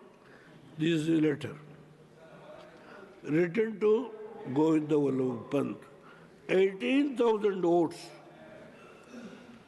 during Namrudipad's period in Kerala as included. See that it is verified. Sir, your time is over. Please conclude. Why I am telling this? Yes. During Nehru's period also, there are certain lapses in the electoral system. That is what I am telling. Please. No, this is not today. Please take your seat. Let him speak. Please, sir. Please, sir. Please conclude, sir. He is also written a letter. Please. Randeep Singh Surjewala, you have no permission to speak. Please, it's not going on record. Please conclude, sir. Please conclude. They are little bit worried. What I am narrating. Sir, your time is over. Please conclude. I have requested the leader of the House and the Parliamentary Affairs Minister in presence of the Vice President and the Chairman of this country to give more time, to spare some time from their party. Whether the party has given time to Honorable That H.D. is what I Devgowda have requested. Sir, And I former Prime hope Minister and is trust speaking. We will they give will some cooperate time with in me. our parties. Please. Sir, now let me come to the point. Bihar election, how much they fought about the electoral mistakes that has been committed by the election commission. And ultimately, the election commission reviewed nearly 62,000 votes were deleted and about 12,000 votes added. Having done 65 lakhs, 65 Surjewala जी क्यों आप please आप बैठे आपको मौका आएगा आप बोलिएगा please nothing is going on आपको मौका मिलेगा आपको बोलना है आप बोलिएगा ये आपका जॉब नहीं है प्लीज आपको जब मौका मिलेगा बोलिए Sir, please do not disturb they are very much perturbed. What happened afterwards? Even after so much of review, saturate the voter list, what is the end result? Think yourself. You got 6 votes. Six MP, six MLAs. That is the position. Sir, in 2014, Narendra Modi ji came to first to national politics. 12 years, he was in Gujarat.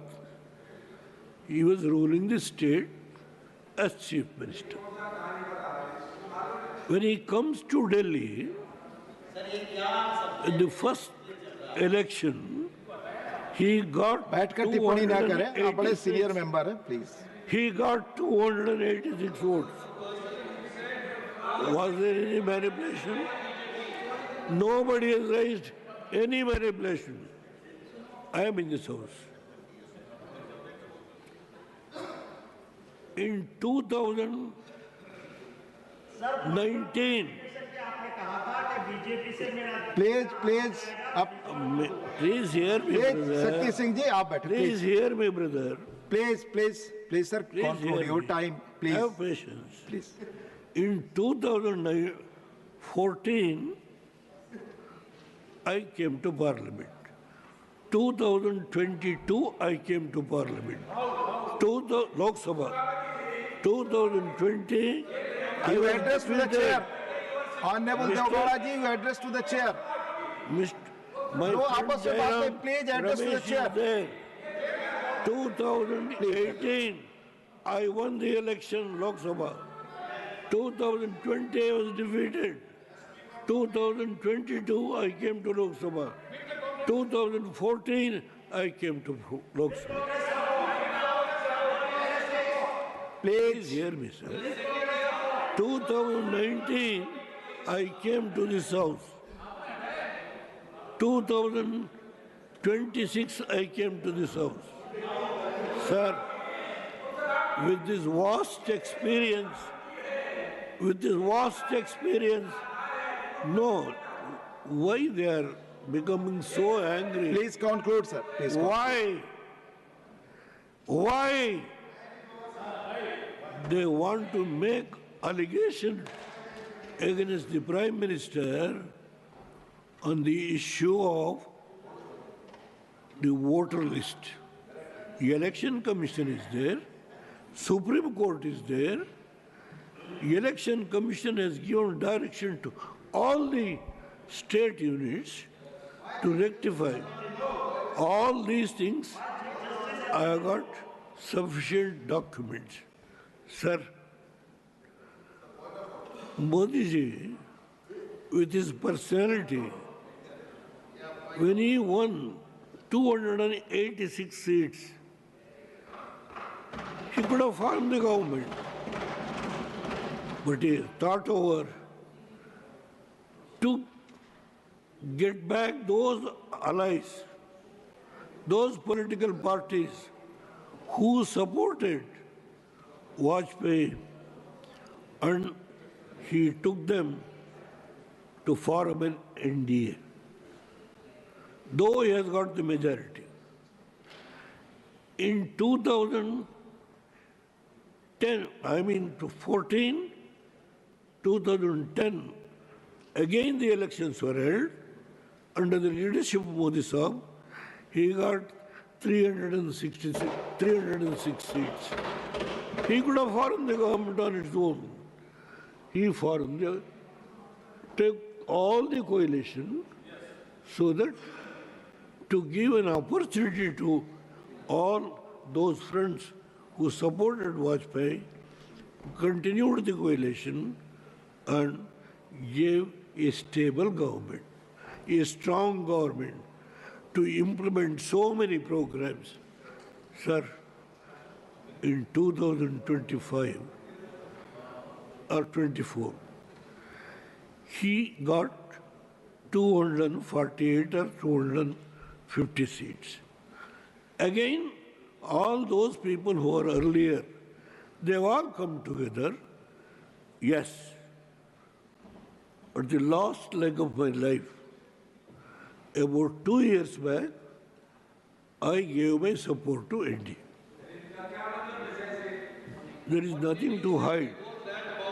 Why? Please conclude, sir. Please. Why the Congress people who try to destroy Devagowda or the Janata Dal, nothing is going on record. Please. Who has been in public life from last 7 decades, they want to destroy. My only Janata Dal is a regional party. Sir, I have never raised when I have been defeated by the so-called Congress leaders. Sir, I have never raised. Sir, any vote. BJP की तरफ से समय आपको मिला है for conclude. They have agreed in presence of the Vice President and the Chairman. Please, don't disturb me. Give me some more time.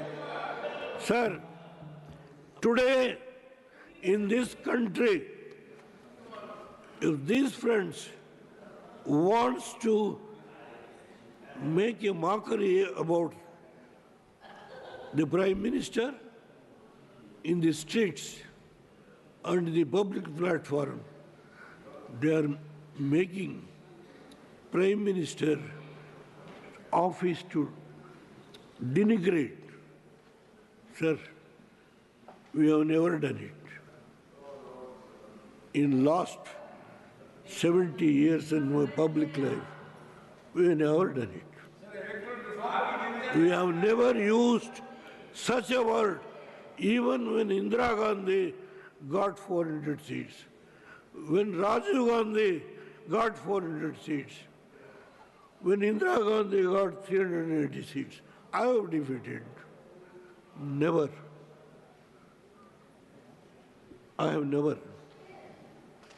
Please, the system, what has been now so strong, our constitutional forefathers,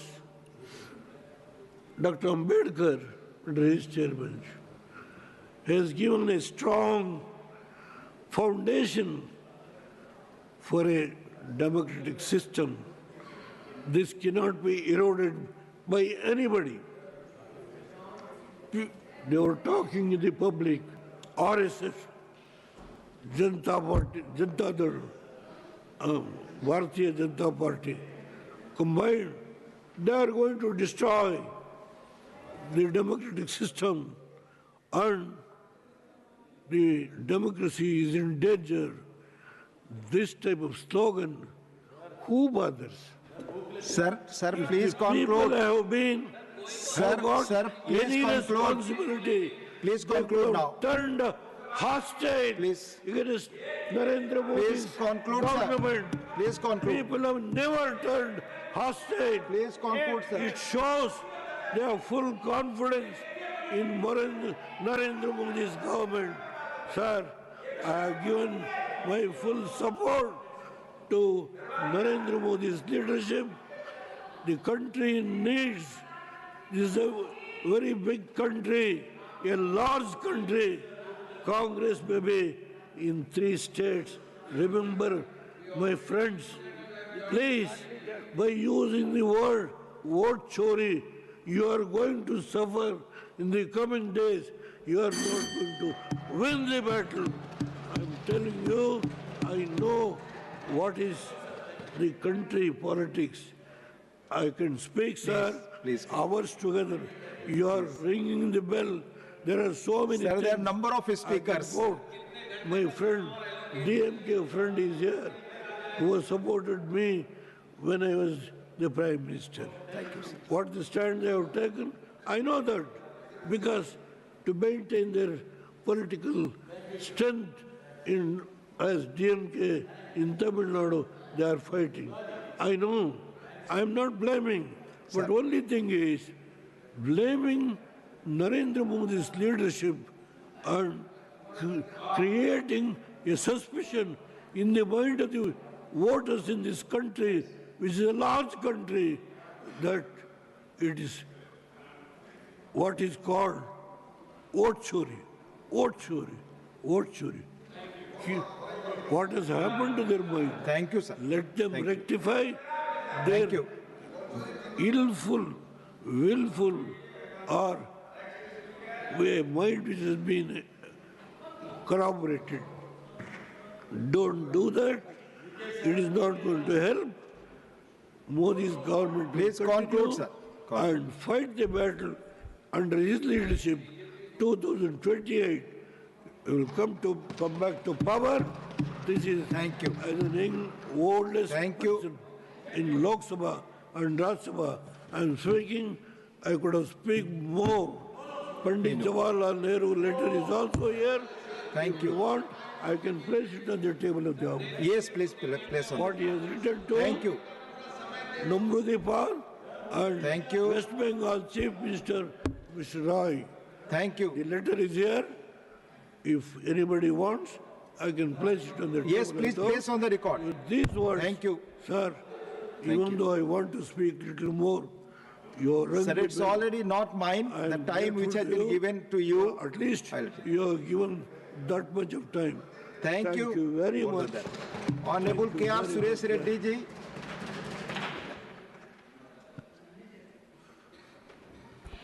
Thank you, Vice Chairman, sir. Deputy Chairman, sir, my apologies. After the Vande Mataram debate, the House taking up the debate on electoral reforms is most welcome, sir, as it is reassuring to speak about the health of our democracy, a legacy that was handed to us not easily, but the one that was forged in the fire of sacrifice by our freedom fighters. It is the solemn promise of our Constitution that every citizen remains the true master of this republic. Talking about electoral reforms and the power of the ballot, I would take this honor to present before this House our own experiences from Telangana. The power of the ballot was clearly demonstrated to the nation by our leader, KCRG, when the struggle for Telangana began, sir. Our struggle for Telangana for the last 14 years, where an unprecedented kind of dharnas happened. The women, the farmers, students, employees, every person in the society of Telangana fought for it. But the only important thing which could awaken the government of India, which could bring a sense of responsibility, was the power of ballot. And to quote the power of the ballot, sir, my leader, KCRG, to demonstrate that the will of the people is so clearly visible, he resigned twice as a member of parliament. He resigned twice from different regions of Telangana, so that the country gets a sense that it is not one particular region or one particular area. He resigned when he was not in power. Our party was not ruling in Telangana, neither in center. But the courage of KCRG, the trust he had in the belief of the ballot was so visibly demonstrated, sir. It is not only he. Seeing his resignation, the people of Telangana compelled other political parties to resign, as that would demonstrate the kind of will which is prevailing there of the people. So this being the power of the voter, my leader and my party, we are very keen that every eligible voter of this country, every eligible citizen of this country should be enrolled as a voter, sir. So speaking on this, of course, a debate has been continuing. We support that electoral reforms are definitely a backbone for a healthy democracy. But to ensure this, the voter list, which should be accurate, inclusive, and transparent.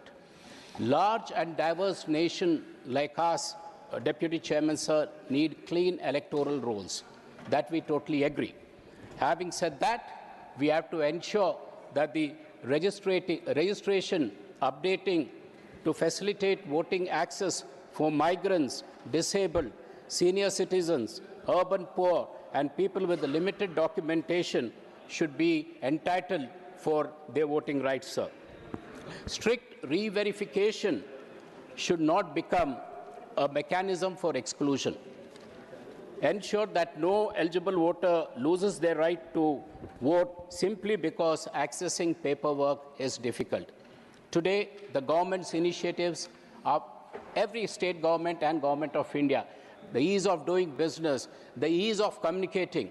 We have seen people through Me Sevas in Telangana getting their certificates all electronically. In an age like this, why is it a challenge for a person whose name has been removed from the electoral roll to get back into the electoral roll when he is an entitled citizen of this country? That should be the concern, and that should be the mechanism to be adopted, sir.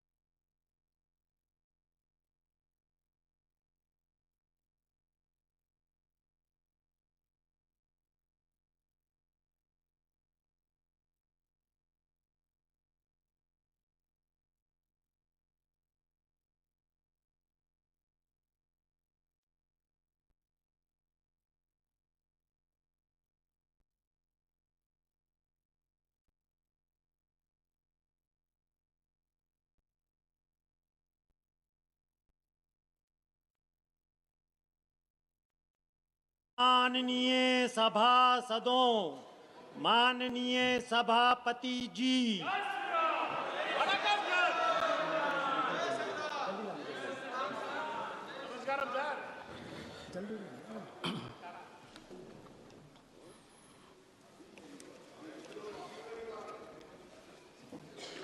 नियम 377 जिन माननीय सदस्यों को आज नियम 377 के अधीन मामले को उठाने की अनुमति प्रदान की गई है, वो अपने मामलों को अनुमतिदान पाठ को 20 मिनट के अंदर व्यक्तिगत रूप से सभा पटल पे रख दिए। आइटम नंबर 14A, माननीय मंत्री जी श्री अर्जुन राम मेघवाल जी। Honorable Chairperson, sir, with your kind permission, I rise to move for leave to introduce the. I called his name, please. Honorable Chairperson, sir, with your kind permission, I rise to move for leave to introduce the repealing and amending Bill 2025, which provides for repealing of certain enactments and to amend certain other enactments. Thank you, sir. Dr. T. Sumati ji, not present. Shri N.K. Premchandran ji. Sir, I am not objecting the bill. My point is that it is being circulated just now, the supplementary list of business. All these four bills, if you examine Rule 72(2), it is the right, legitimate demand of a member of the House to oppose the introduction of the bill. Unfortunately, when the bill is circulated yesterday in the night, that too in the late night and today morning, and when the bill is in such a way it is being circulated, it is a specific direction is there. Direction 19B is there. By virtue of 19B, the direction of the Honorable Speaker, it is mandatory that the bill has to be circulated. Introduction of the bill. I do admit the fact that the Speaker has every right to abandon it or every right to exempt it. But the point is that the members are getting an opportunity by virtue of subclause 2 of Rule 72, that by which when the bill is being introduced, we will be getting an opportunity to oppose the introduction of the bill. Today afternoon, just half an hour before, supplementary list of business is put in the website. So how the members are getting an opportunity to oppose the introduction of the bill without going into the contents of the bill, number one, and also the list is not being circulated, agenda is not being circulated. So my point is that in all these bills, it is not fair on the part of the government in bringing such type of bills and getting it introduced. It is bulldozing of the legislation and the members' rights are being taken away. Parliament cannot be taken for granted. Why the government can very well introduce the bill tomorrow. We are ready to oppose and we can very well state the reasons. Because the legislative competence. Yes, sir, I heard you. Yes, the legislative competence of the bill has to be challenged. If we want to challenge the legislative competence of the bill, we should have some homework. We should have to go through the bill. But unfortunately, we are not getting an opportunity to go through the contents of the bill. Yes, sir, I heard you. Just coming to the House and supporting it means it is quietly, it is bulldozing of the legislation that may not be allowed. Sir 72(2) ये कहता है कि ये house competent है या नहीं है इस बिल को डिस्कशन करने के लिए या पास करने के लिए। ये जो बिल है सर, ये तो इस हाउस के द्वारा पास किया हुआ बिल है जिसको कि सरकार रिपील करना चाहती है। इसमें कौन सा 72(1) का वायलेशन हो रहा है? Please listen to me. Honorable Speaker, sir, has waived the requirements of Direction 19A and 19B on a request made by the Honorable Minister. प्रश्न ये है कि विधायक को पुनः स्थापित करने का अनुमति प्रदान की जाए। जो सदस्य इसके पक्ष में वो हाँ कहें, जो सदस्य इसके विरोध में कहें वो ना कहें। मेरे विचार में निर्णय हाँ वालों के पक्ष में हुआ, हाँ वालों के पक्ष में हुआ। माननीय मंत्री जी विधेयक को पुनः स्थापित करें। Honorable Chairperson, sir, I introduce the bill. Thank you. Thank you, sir. माननीय मंत्री जी श्री धर्मेंद्र प्रधान जी। Chairman sir, with your kind permission, I rise to move for the leave to introduce a bill to enable and empower the universities and other institutions to achieve excellence in teaching, learning, research and innovation through coordination and determination of standards in institutions for higher education, for research and scientific and technical institutions, and for that purpose to constitute a Vikasit Bharat Shiksha Adhishtan to facilitate universities and other higher educational institutions to become independent, self-governing institutions and to promote excellence through a robust and transparent system of accreditation and autonomy, and for matters of connected therewith or incidental thereto.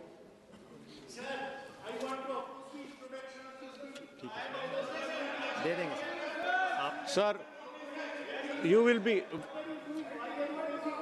be given an opportunity to speak. I will give an opportunity. Kindly be seated. There are listed members to be given opportunity. Mananiya Srimati Jyoti Mani ji. Not present. Mananiya Srimati K. Kavya ji. Mananiya Shri Manish Tiwari ji. Mr. Chairperson, I rise to oppose the introduction of the Viksit Bharat Shiksha Adhishtan Bill 2025 under Rule 70(1) of the Rules of Procedure and Conduct of Business in the Lok Sabha. The grounds for the opposition of the bill are as follows. First, the bill results in excessive centralization of higher education and violates the constitutional distribution of legislative competence. While Parliament may legislate under entry 66 of List 1 on coordination and determination of standards, this power is limited and cannot be used to occupy the entire field of legislation. The bill goes far beyond standards and intrudes into administration, affiliation, establishment, and closure of university campuses, their institutional autonomy, matters falling within entry 25 of List 3 and entry 32 of List 2, which covers incorporation and regulation of state universities. Second, the bill suffers from excessive delegation of legislative power. Vast and substantial, ranging from accreditation frameworks, degree-granting powers, penalties, institutional autonomy, and even supersession are left to be determined by rules, regulations, and executive direction. This abdication of essential legislative functions violates settled constitutional principles governing delegated legislation. Third, the bill undermines the autonomy and independence of statutory regulatory bodies by making them bound by policy directions of the central government and subject to supersession at executive discretion. Such provisions erode institutional independence and offend the constitutional requirement of fairness, non-arbitrariness, and check on executive power under Article 14.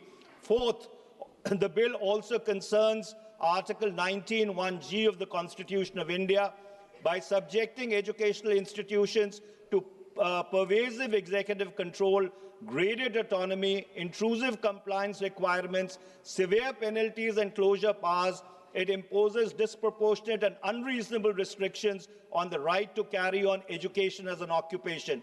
While regulation in the public interest is permissible under Article 19(6), the bill goes far beyond reasonable regulation and vests unguided overboard powers that fail the test of proportionality as laid down by this House and the Supreme Court. And last, Mr. Chairperson, sir, I oppose the bill given the overriding clause given by this bill over all other laws, coupled with the powers to supersede existing regulations, raising serious concerns of arbitrariness, legal uncertainty, impacting institutions established under state laws without any safeguards. And I do hope, Mr. Chairperson, sir, that the Minister would reply to each and every ground on which the introduction of this bill has been opposed. Mananiya Shri N.K. Premchandran ji.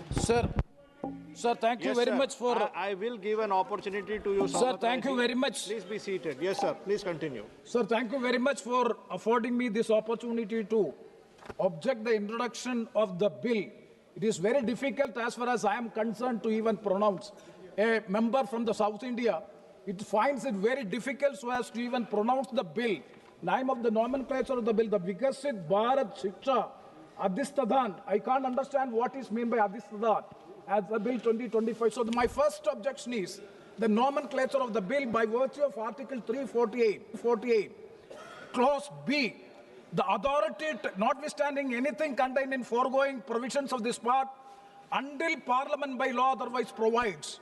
The authoritative text of a bill to be introduced or amendments there to be moved in either houses of the Parliament or in the House or either House of the Legislature of the state shall be in English language.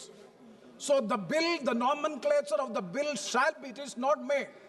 This is Article 348, Clause B, the authoritative text of a bill shall be in English, but unfortunately the bill, the nomenclature of the bill, it is being, I don't know which language it's, whether it is Sanskrit or Hindi, I don't know, the Vikasit Bharat Shiksha Adhishthan Bill 2025, that is my first objection.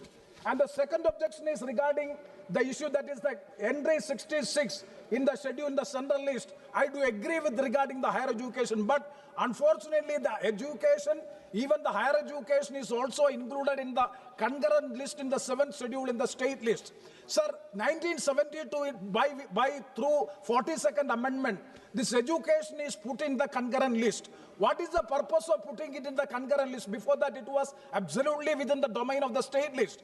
And what is the purpose of it? The main purpose is that the local resources and the requirements of the concerned state should be taken into consideration in framing the legislation in respect of the education. But as far as this bill is concerned, if you go through the contents of the bill, it is mandatorily the state governments and all the universities, even a university which is established under an act of the state government, they are bound to abide by the conditions of the commission. That means indirectly imposing the powers of the central government on which a right which is being vested upon on the state government means it is totally against the federal principles of the constitution, and it is centralization of the power with the center. It is against the basic principles of the federalism which is envisaged in the constitution. That is my second objection. And further the curriculum, the syllabus, and all these things are being determined by this University Higher Commission. The name is it is little bit different in Hindi. I don't know it, but I think that it is a Higher Education Commission. There also the political philosophy and the political ideology of the government at the center has to be imposed on the state. That is the main object and purpose of this bill, by which this bill is being brought in, by which the state's resources, the local requirements, and the state culture, tradition, language that will be taken away means that is also against the basic principles of the constitution, the federal principles of the constitution. And also I fully agree with the objections already raised by Mr. Manish Tiwari ji. Along with that objection, and also the bill is not being circulated in proper time, and it is being bulldozing in the house without having proper agenda in the list of business. That also I do object with this objection. I very humbly request the Honorable Chairperson, please refer this matter for tomorrow so that we can have a detailed discussion regarding the introduction, and otherwise this may be withdrawn by the government. These are my objections. Thank you very much, sir. Professor Saugat Raji. Sir, already Mr. Manish Tiwari, Honourable Member, and Honourable Mr. Premchandran has opposed the introduction of the bill. But I first point out to the ineptness of the Ministry of Parliamentary Affairs. We got a copy of the bill late last night. Today in the list of business, the introduction of the bill was not mentioned. The supplementary list of business was circulated at 1 o'clock this afternoon. Now, is this the way the Parliamentary Affairs Ministry functions, where they do not even give us a chance to prepare for opposing the introduction? The main points opposing the introduction has been mentioned by Honourable Members Manish Tiwari and Mr. Premchandran. Sir, the Viksit Bharat Shiksha Adhishthan Bill 2025 is an effort to centralize power in the central government's hand with regard to educational matters. Earlier, there was a UGC, University Grants Commission, which decided on allocating funds for educational institutions, both universities and colleges. Now, that is being taken over and subsumed into the Viksit Bharat Shiksha Adhishthan Bill. I do admit that under Article 66, the centre has the power to legislate on the educational matters, though it is in the concurrent list. Entry subject 25 is subject to entries 63, 66 of list 1. So Parliament cannot assume comprehensive control over state universities. We have so many state universities in West Bengal. The Parliament will have total power over this. They will appoint vice chancellors and all that. As it is the governors in Kerala, West Bengal, and Tamil Nadu, they are interfering with the functioning of the universities. Now this gives legitimate power to the center to control the functioning of the universities in higher education. This is essentially undermines autonomy and independence of statutory regulating body and checks on executive power under Article 25. This bill, hence, should not be brought. We oppose the introduction. We oppose the ineptness, the failure of the Parliamentary Affairs Ministry. They do not even give us an opportunity to study a bill. Thank you, sir. Mananiya Shri Selvan This Ganapati is ji. not done. Sir, you are a learned man. Teneti, sir, you give a ruling on this. Let it be a historic ruling that this is not the way the Parliament should function. Thank you, sir. Sir, I raised to oppose the introduction of the bill titled the Viksit Bharat Shiksha Adhishthan Bill 2020 under Rule 72 of the Rule of Procedure. Sir, the very name, the nomenclature itself is, we deem it to be an imposition of Hindi on those states which do not know Hindi at all. The reason, sir, all these years this government, any law they bring up, any scheme that they bring up, that they title it only in Hindi language and not as required by the Constitution of India. The Constitution is clear.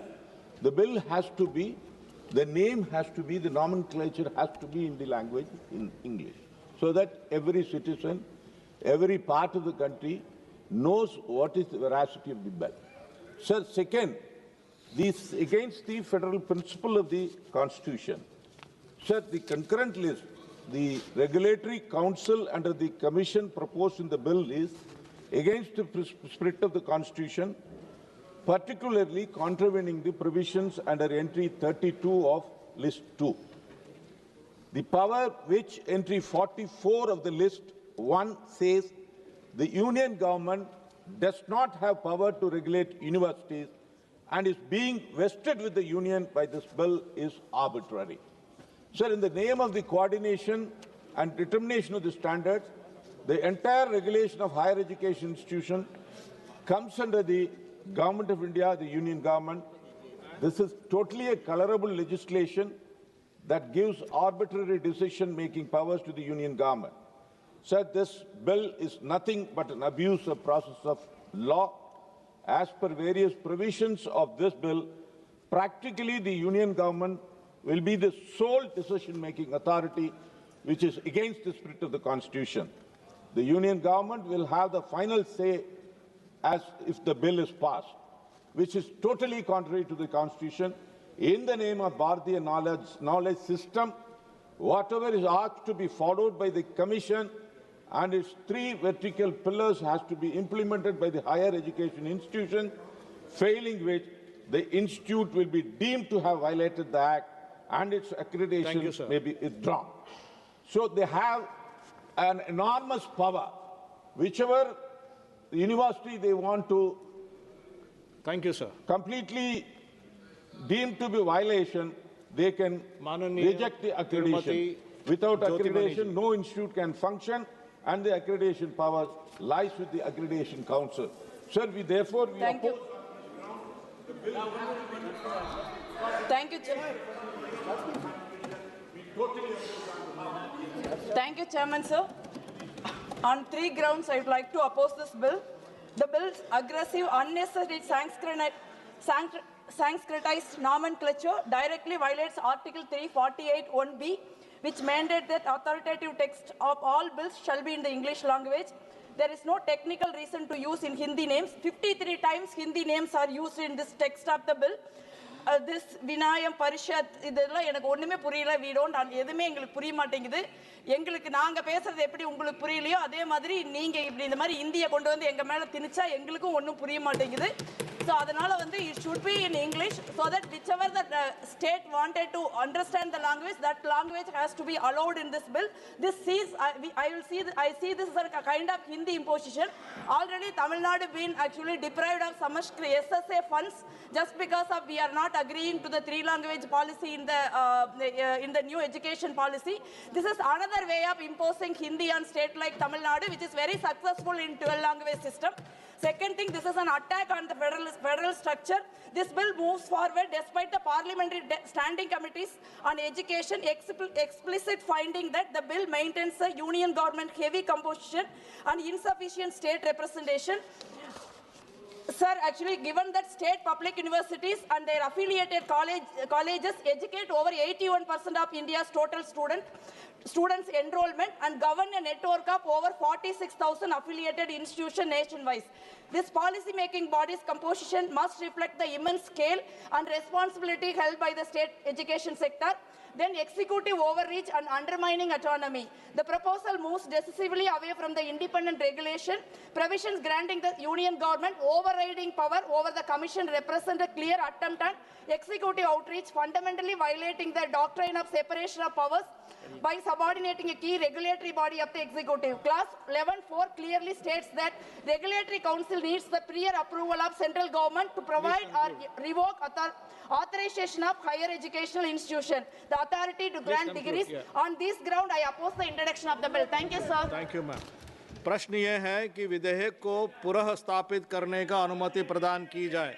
जो सदस्य इसके पक्ष में हाँ है हाँ, जो सदस्य इसके विरोध में है वो ना कहें। मेरे विचार में निर्णय हाँ वालों के पक्ष में हुआ, हाँ वालों के पक्ष में हुआ। माननीय मंत्री जी विधेयक को पुनः स्थापित करें। Sir, I introduce the bill and propose that this should go to. Sir, 1 second, sir. One second. I introduce the bill, sir. माननीय मंत्री जी किरण रिजिजू जी। During the meeting in the Business Advisory Committee, many honourable members have requested that this is an extensive bill and we need further deliberation on this bill. So government hereby proposed to send it to joint parliamentary committee and we authorize the Honourable Speaker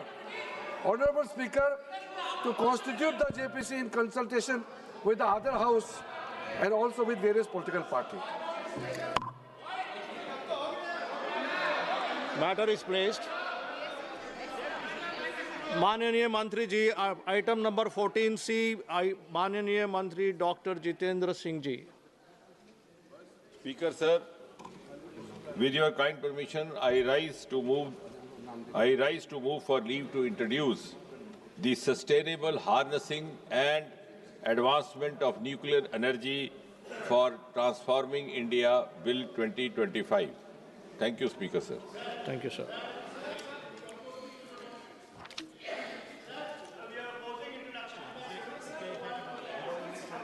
माननीय Shri B बेहानंद जी। माननीय Shri Manish Tiwari ji. Thank you very much, Mr. Chairperson, sir. I rise to oppose the introduction of the Sustainable Harnessing and Advancement of Nuclear Energy for Transforming India Bill 2025 under Rule 72(1) of the Rules of Procedure and Conduct of Business in the Lok Sabha on the following grounds. First, the bill confers sweeping and pervasive powers on the central government across licensing, regulation, acquisition, tariff fixation, exemptions, emergency powers, and even novation of private contracts. Clauses empowering the centre to acquire mines, plants, reactors, substances, and contractual rights by executive action, while compensation determined largely by the government itself raises grave concerns under Article 300A of the Constitution of India and the guarantee against arbitrary deprivation of property. Second, permitting profit-seeking private participation in ultra-hazardous nuclear activities while simultaneously limiting liability, granting statutory immunities, and restricting judicial remedies undermines the state's non-delegable public trust obligations over life, health, and the environment. Such an arrangement amounts to an unconstitutional abdication of essential sovereign responsibilities and functions under Article 21 and 48A, where the state is required to act as a trustee and a guarantor and not merely as a facilitator or a licensor. Third, the bill suffers from excessive delegation of essential legislative functions. Core policy matters such as liability limits, safety standards, exemptions, regulatory norms, emergency measures, and even amendment of schedules are left to rules, regulations, or notifications issued by the executive. This abdication of parliamentary responsibility violates settled constitutional limits on delegated legislation under Article 245 and 246. And finally, Mr. Chairperson, sir, the bill concentrates legislative, executive, regulatory, and quasi-judicial powers in the central government and authorities appointed, controlled, and removable by it, including the Atomic Energy Regulatory Board, which needs to be an independent, autonomous statutory regulator. The absence of institutional independence, coupled with wide direction issuing powers and insulation clauses, undermines the doctrine of separation of powers, which is a basic feature of the Constitution. On these grounds, I strongly oppose the introduction of this bill. Thank you, sir. Honourable Minister, sir. Want to? No, Manish ji is a good friend. His points well taken. But I just want to mention that most of these objections are based on the merits of the bill, which are normally and by convention taken up during the discussion. So right now we are here only to the competency of the introduction of the bill. माननीय श्री बेहनान जी, माननीय श्री बेहनान जी. He is not speaking. Call on N.K. Premchandran. माननीय Shri N.K. Premchandran ji. Sir. Opposition of the bill and on legislative competence. Premchandran ji. Yeah, sir. Thank you very much, sir. Sir, by Rule 72(2) of the Rules of Procedure and Conduct of Business in Lok Sabha, I do oppose the bill, the Sustainable Harnessing and Advancement of Nuclear Energy for Transforming India Bill 2025. So my point is, it is against the principles, against the directive principles of the state policy in Part 4 of the Constitution of India. Because the entire purpose of this bill, promoting this bill, we are having the Atomic Energy Act. And also we are having all these legal mechanisms are also there. And you see that the nuclear energy as well as rare earth minerals and mining and mineral separation and the nuclear section, everything is being vested with the public sector undertakings.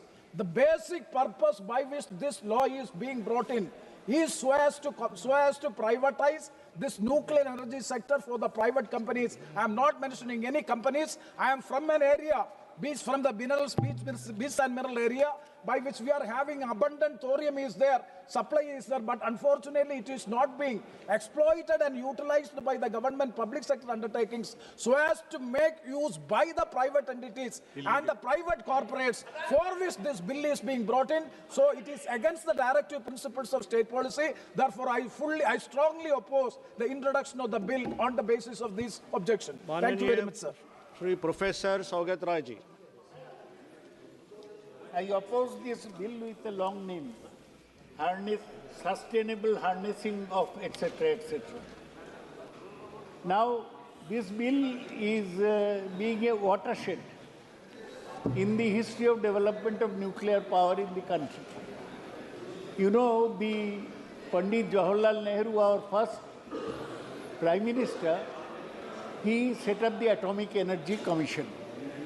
The Atomic Energy Commission made significant progress in harnessing atomic energy. We had our first nuclear power plant in Tarapur. India undertook 2 nuclear explosions, implosions, whatever you call it.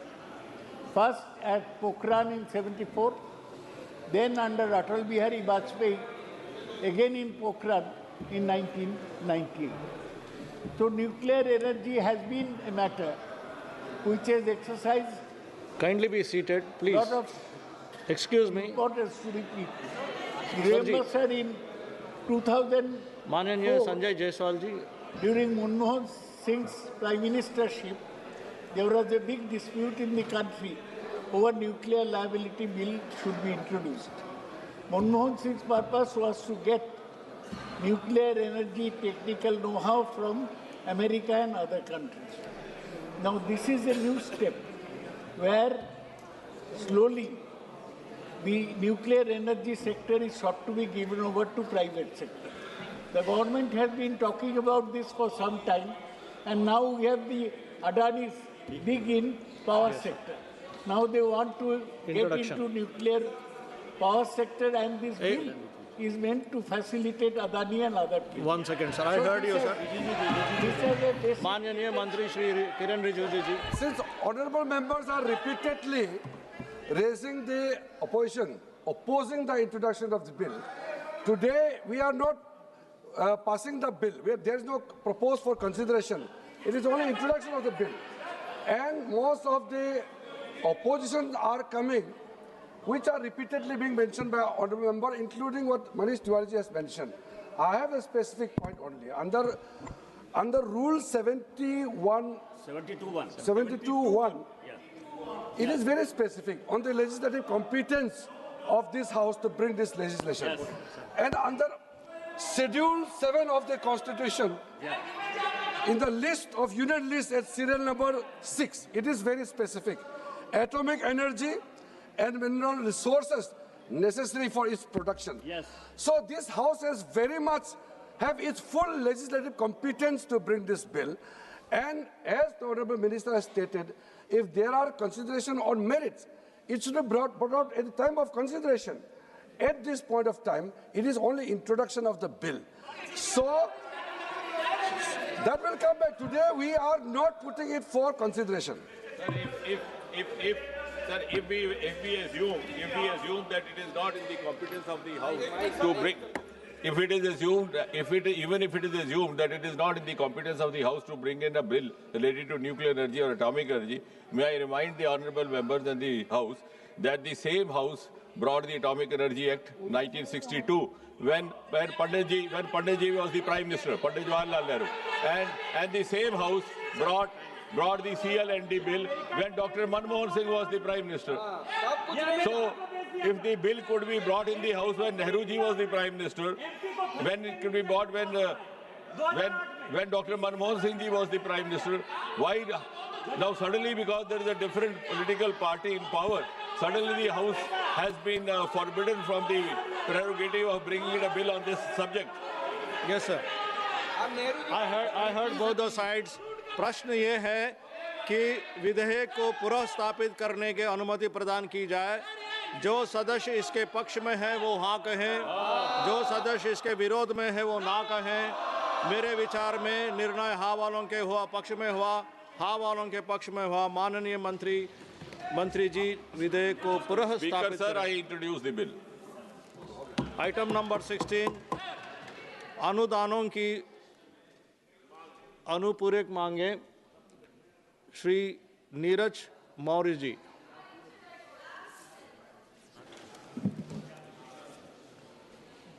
धन्यवाद सभापति जी। पूरक अनुदान मांगों के लिए 2025-26 72 अनुदान मांगे शामिल हैं। कुल राशि 1,32,268 रुपए और अतिरिक्त अनुदान की मांग 41,455 करोड़ रुपए। इसमें दो तिहाई यानी कि 27,000 करोड़ से अधिक सब्सिडी पे खर्च करने की बात कही गई है।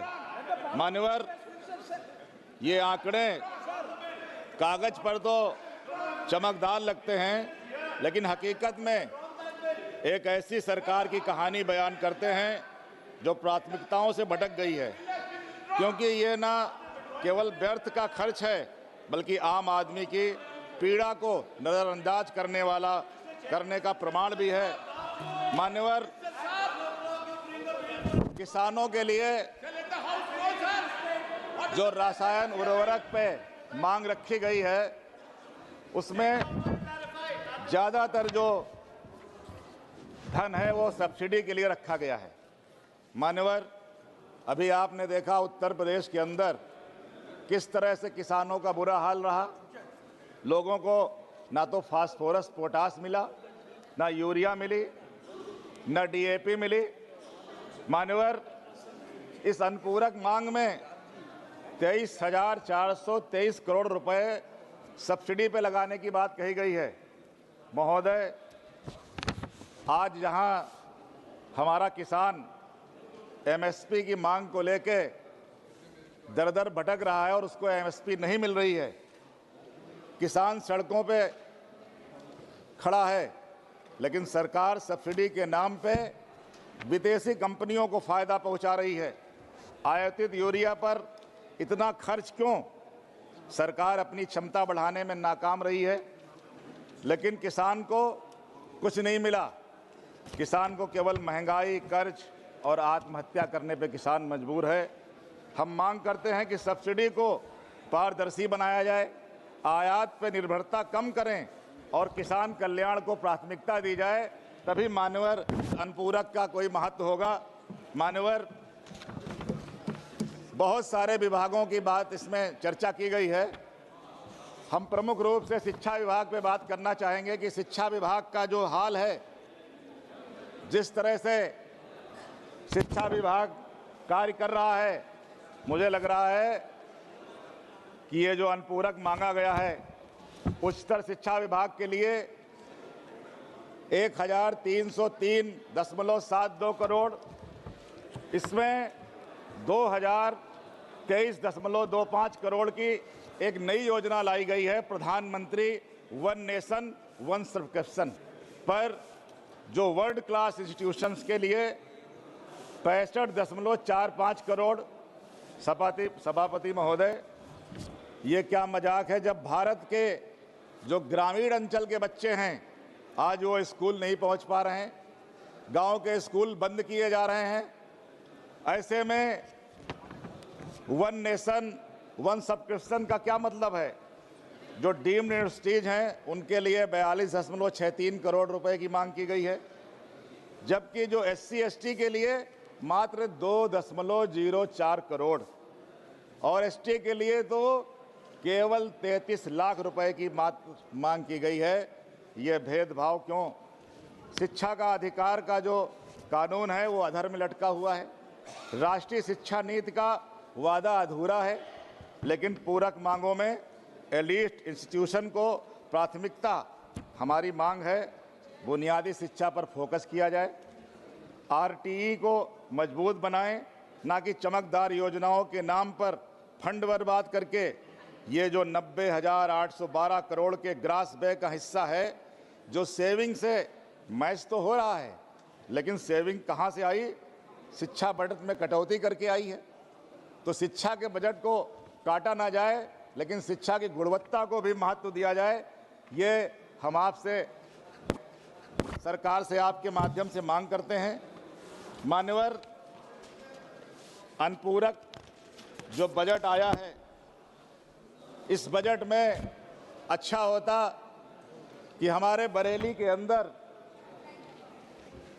एक सिंथेटिक्स एंड केमिकल्स लिमिटेड रबड़ फैक्ट्री के 1400 से अधिक स्थायी और हजारों अस्थायी श्रमिक जो बेरोजगार हो चुके हैं।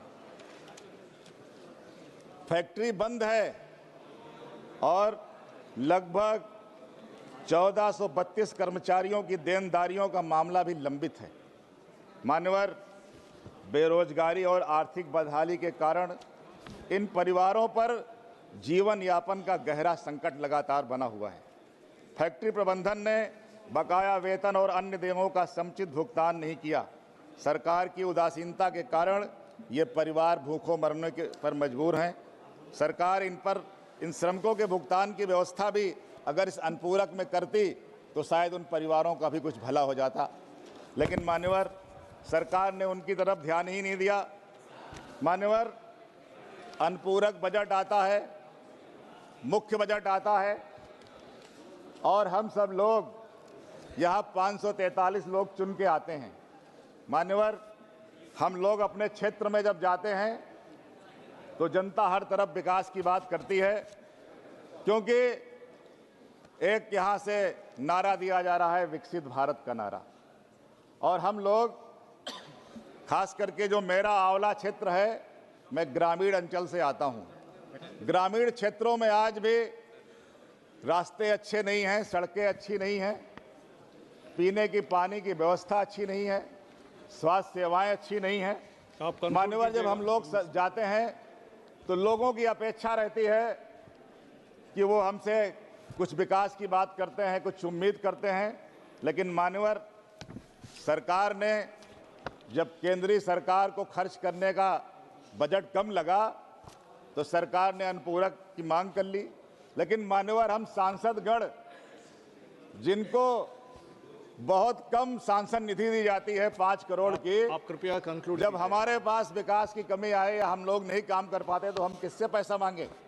इसलिए मान्यवर मैं आपके माध्यम से कहना चाहूँगा कि इस विकास में सरकार को हम सांसद लोगों की निधि को बढ़ाने पर भी विचार करना चाहिए। मान्यवर जहाँ तक मुझे जानकारी है कि सांसद निधि सन 2010 में 5 करोड़ की गई थी। 5 करोड़ तब की गई थी जब जीएसटी नहीं थी। आज पूरे देश की कई विधानसभाओं में जो विधानसभा के सदस्य हैं उनका क्षेत्र छोटा होता है, लेकिन उनकी निधि हम सांसदों से ज्यादा है। मान्यवर 5 करोड़ कहा जाता है, उसमें भी 10 लाख कंटीजेंसी काट लिया जाता है माननीय और जीएसटी लगाई जाती है। धन्यवाद। इसलिए मान्यवर प्रोफेसर सौगत राय जी, मान्यवर मेरी बात सुन लीजिए आप। माननीय प्रोफेसर सौगत राय जी,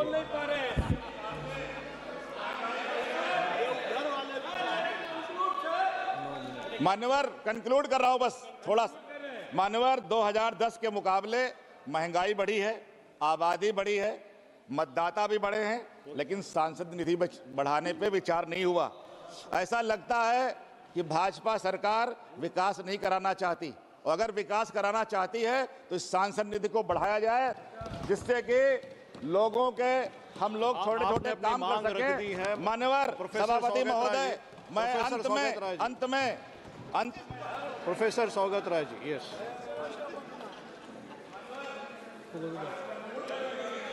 उनको रोकने को बोलिए। नहीं सौगत राय जी आप बोलिए।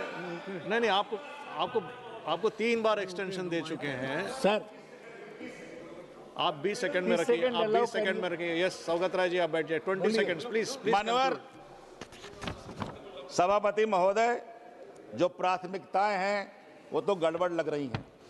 रुपए 1,32,00,000 लाख करोड़ का जो व्यय है, इसमें किसान, युवा, महिला, गरीब कहाँ है? ये सरकार अमीरों के लिए अनुपूरक बजट लेके आई है। इसलिए हम आपके माध्यम से मांग करते हैं कि सब्सिडी से कारपोरेट्स को ना ध्यान दिया जाए, प्रोफेसर सौगत राय जी, जो हमारे गरीब जनता है उसका ध्यान दिया जाए। मैं इस अनुपूरक का विरोध करते हुए अपनी बात को समाप्त करता हूं। आपका बहुत बहुत धन्यवाद। Professor next honorable member T.R. Baluji will be speaking, so kindly. I rise to speak on the supplementary demands for grants. I resent the fact that the finance minister is not here. Even the minister of state, he is there, he has become president of UP BJP. What will he look into finance? Sir, this demand is one for additional 41,000 crore spent. 41,000 crore please look at budget me. Yeah. Outgo. But actually the total supplementary demands is rupees 1.32 lakh crores. Out of this, 90,000 is technical because this amount will be made up from savings of different departments. 41,000 crores roughly will be outgo from the government. Out of this 41,000 crores, fertilizer is 18,000 crores. And out of that, 11,000 crores is for fertilizer subsidies, 7,000 crores is for import of urea. And 9,500 crores to Petroleum Ministry, out of which the oil companies will be made up for their loss as far as LPG is concerned. Unfortunately, this country produces only 33% of its petroleum requirement, so you can understand the situation.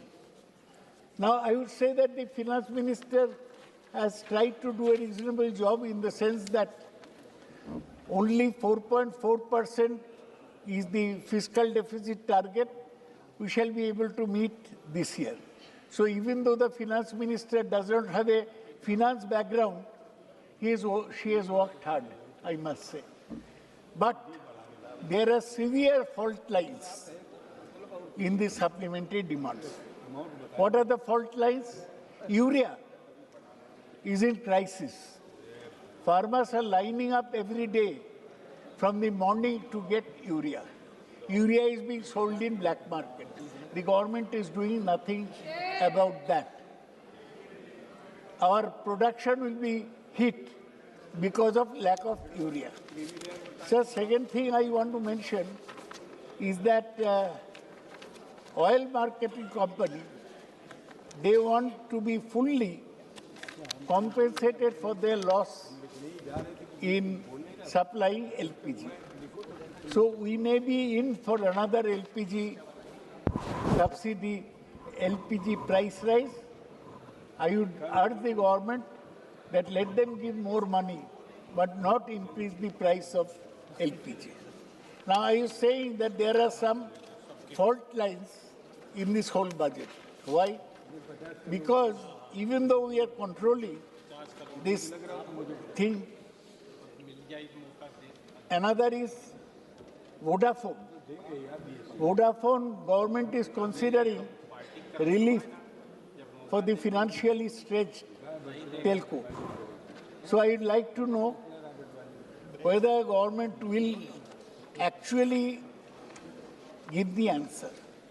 Now, sir, you are a studious man. You must have noticed 5 months ago, Modi's friend Trump, he said that India is a decaying economy, finished economy. This is what Trump said. I want to know what the central government says. Sir, the IMF has said that India is in C category. As far as IMF retained its C grade for India's national account statistics or GDP data. So even though the Kamlesh ji आप उनको free छोड़ दीजिए, हमारा बात नहीं सुनेंगे एकदम sir GDP, they are saying that GDP growth is increasing, but IMF is saying that this is C grade in statistics. The government will have to reply what they are saying about.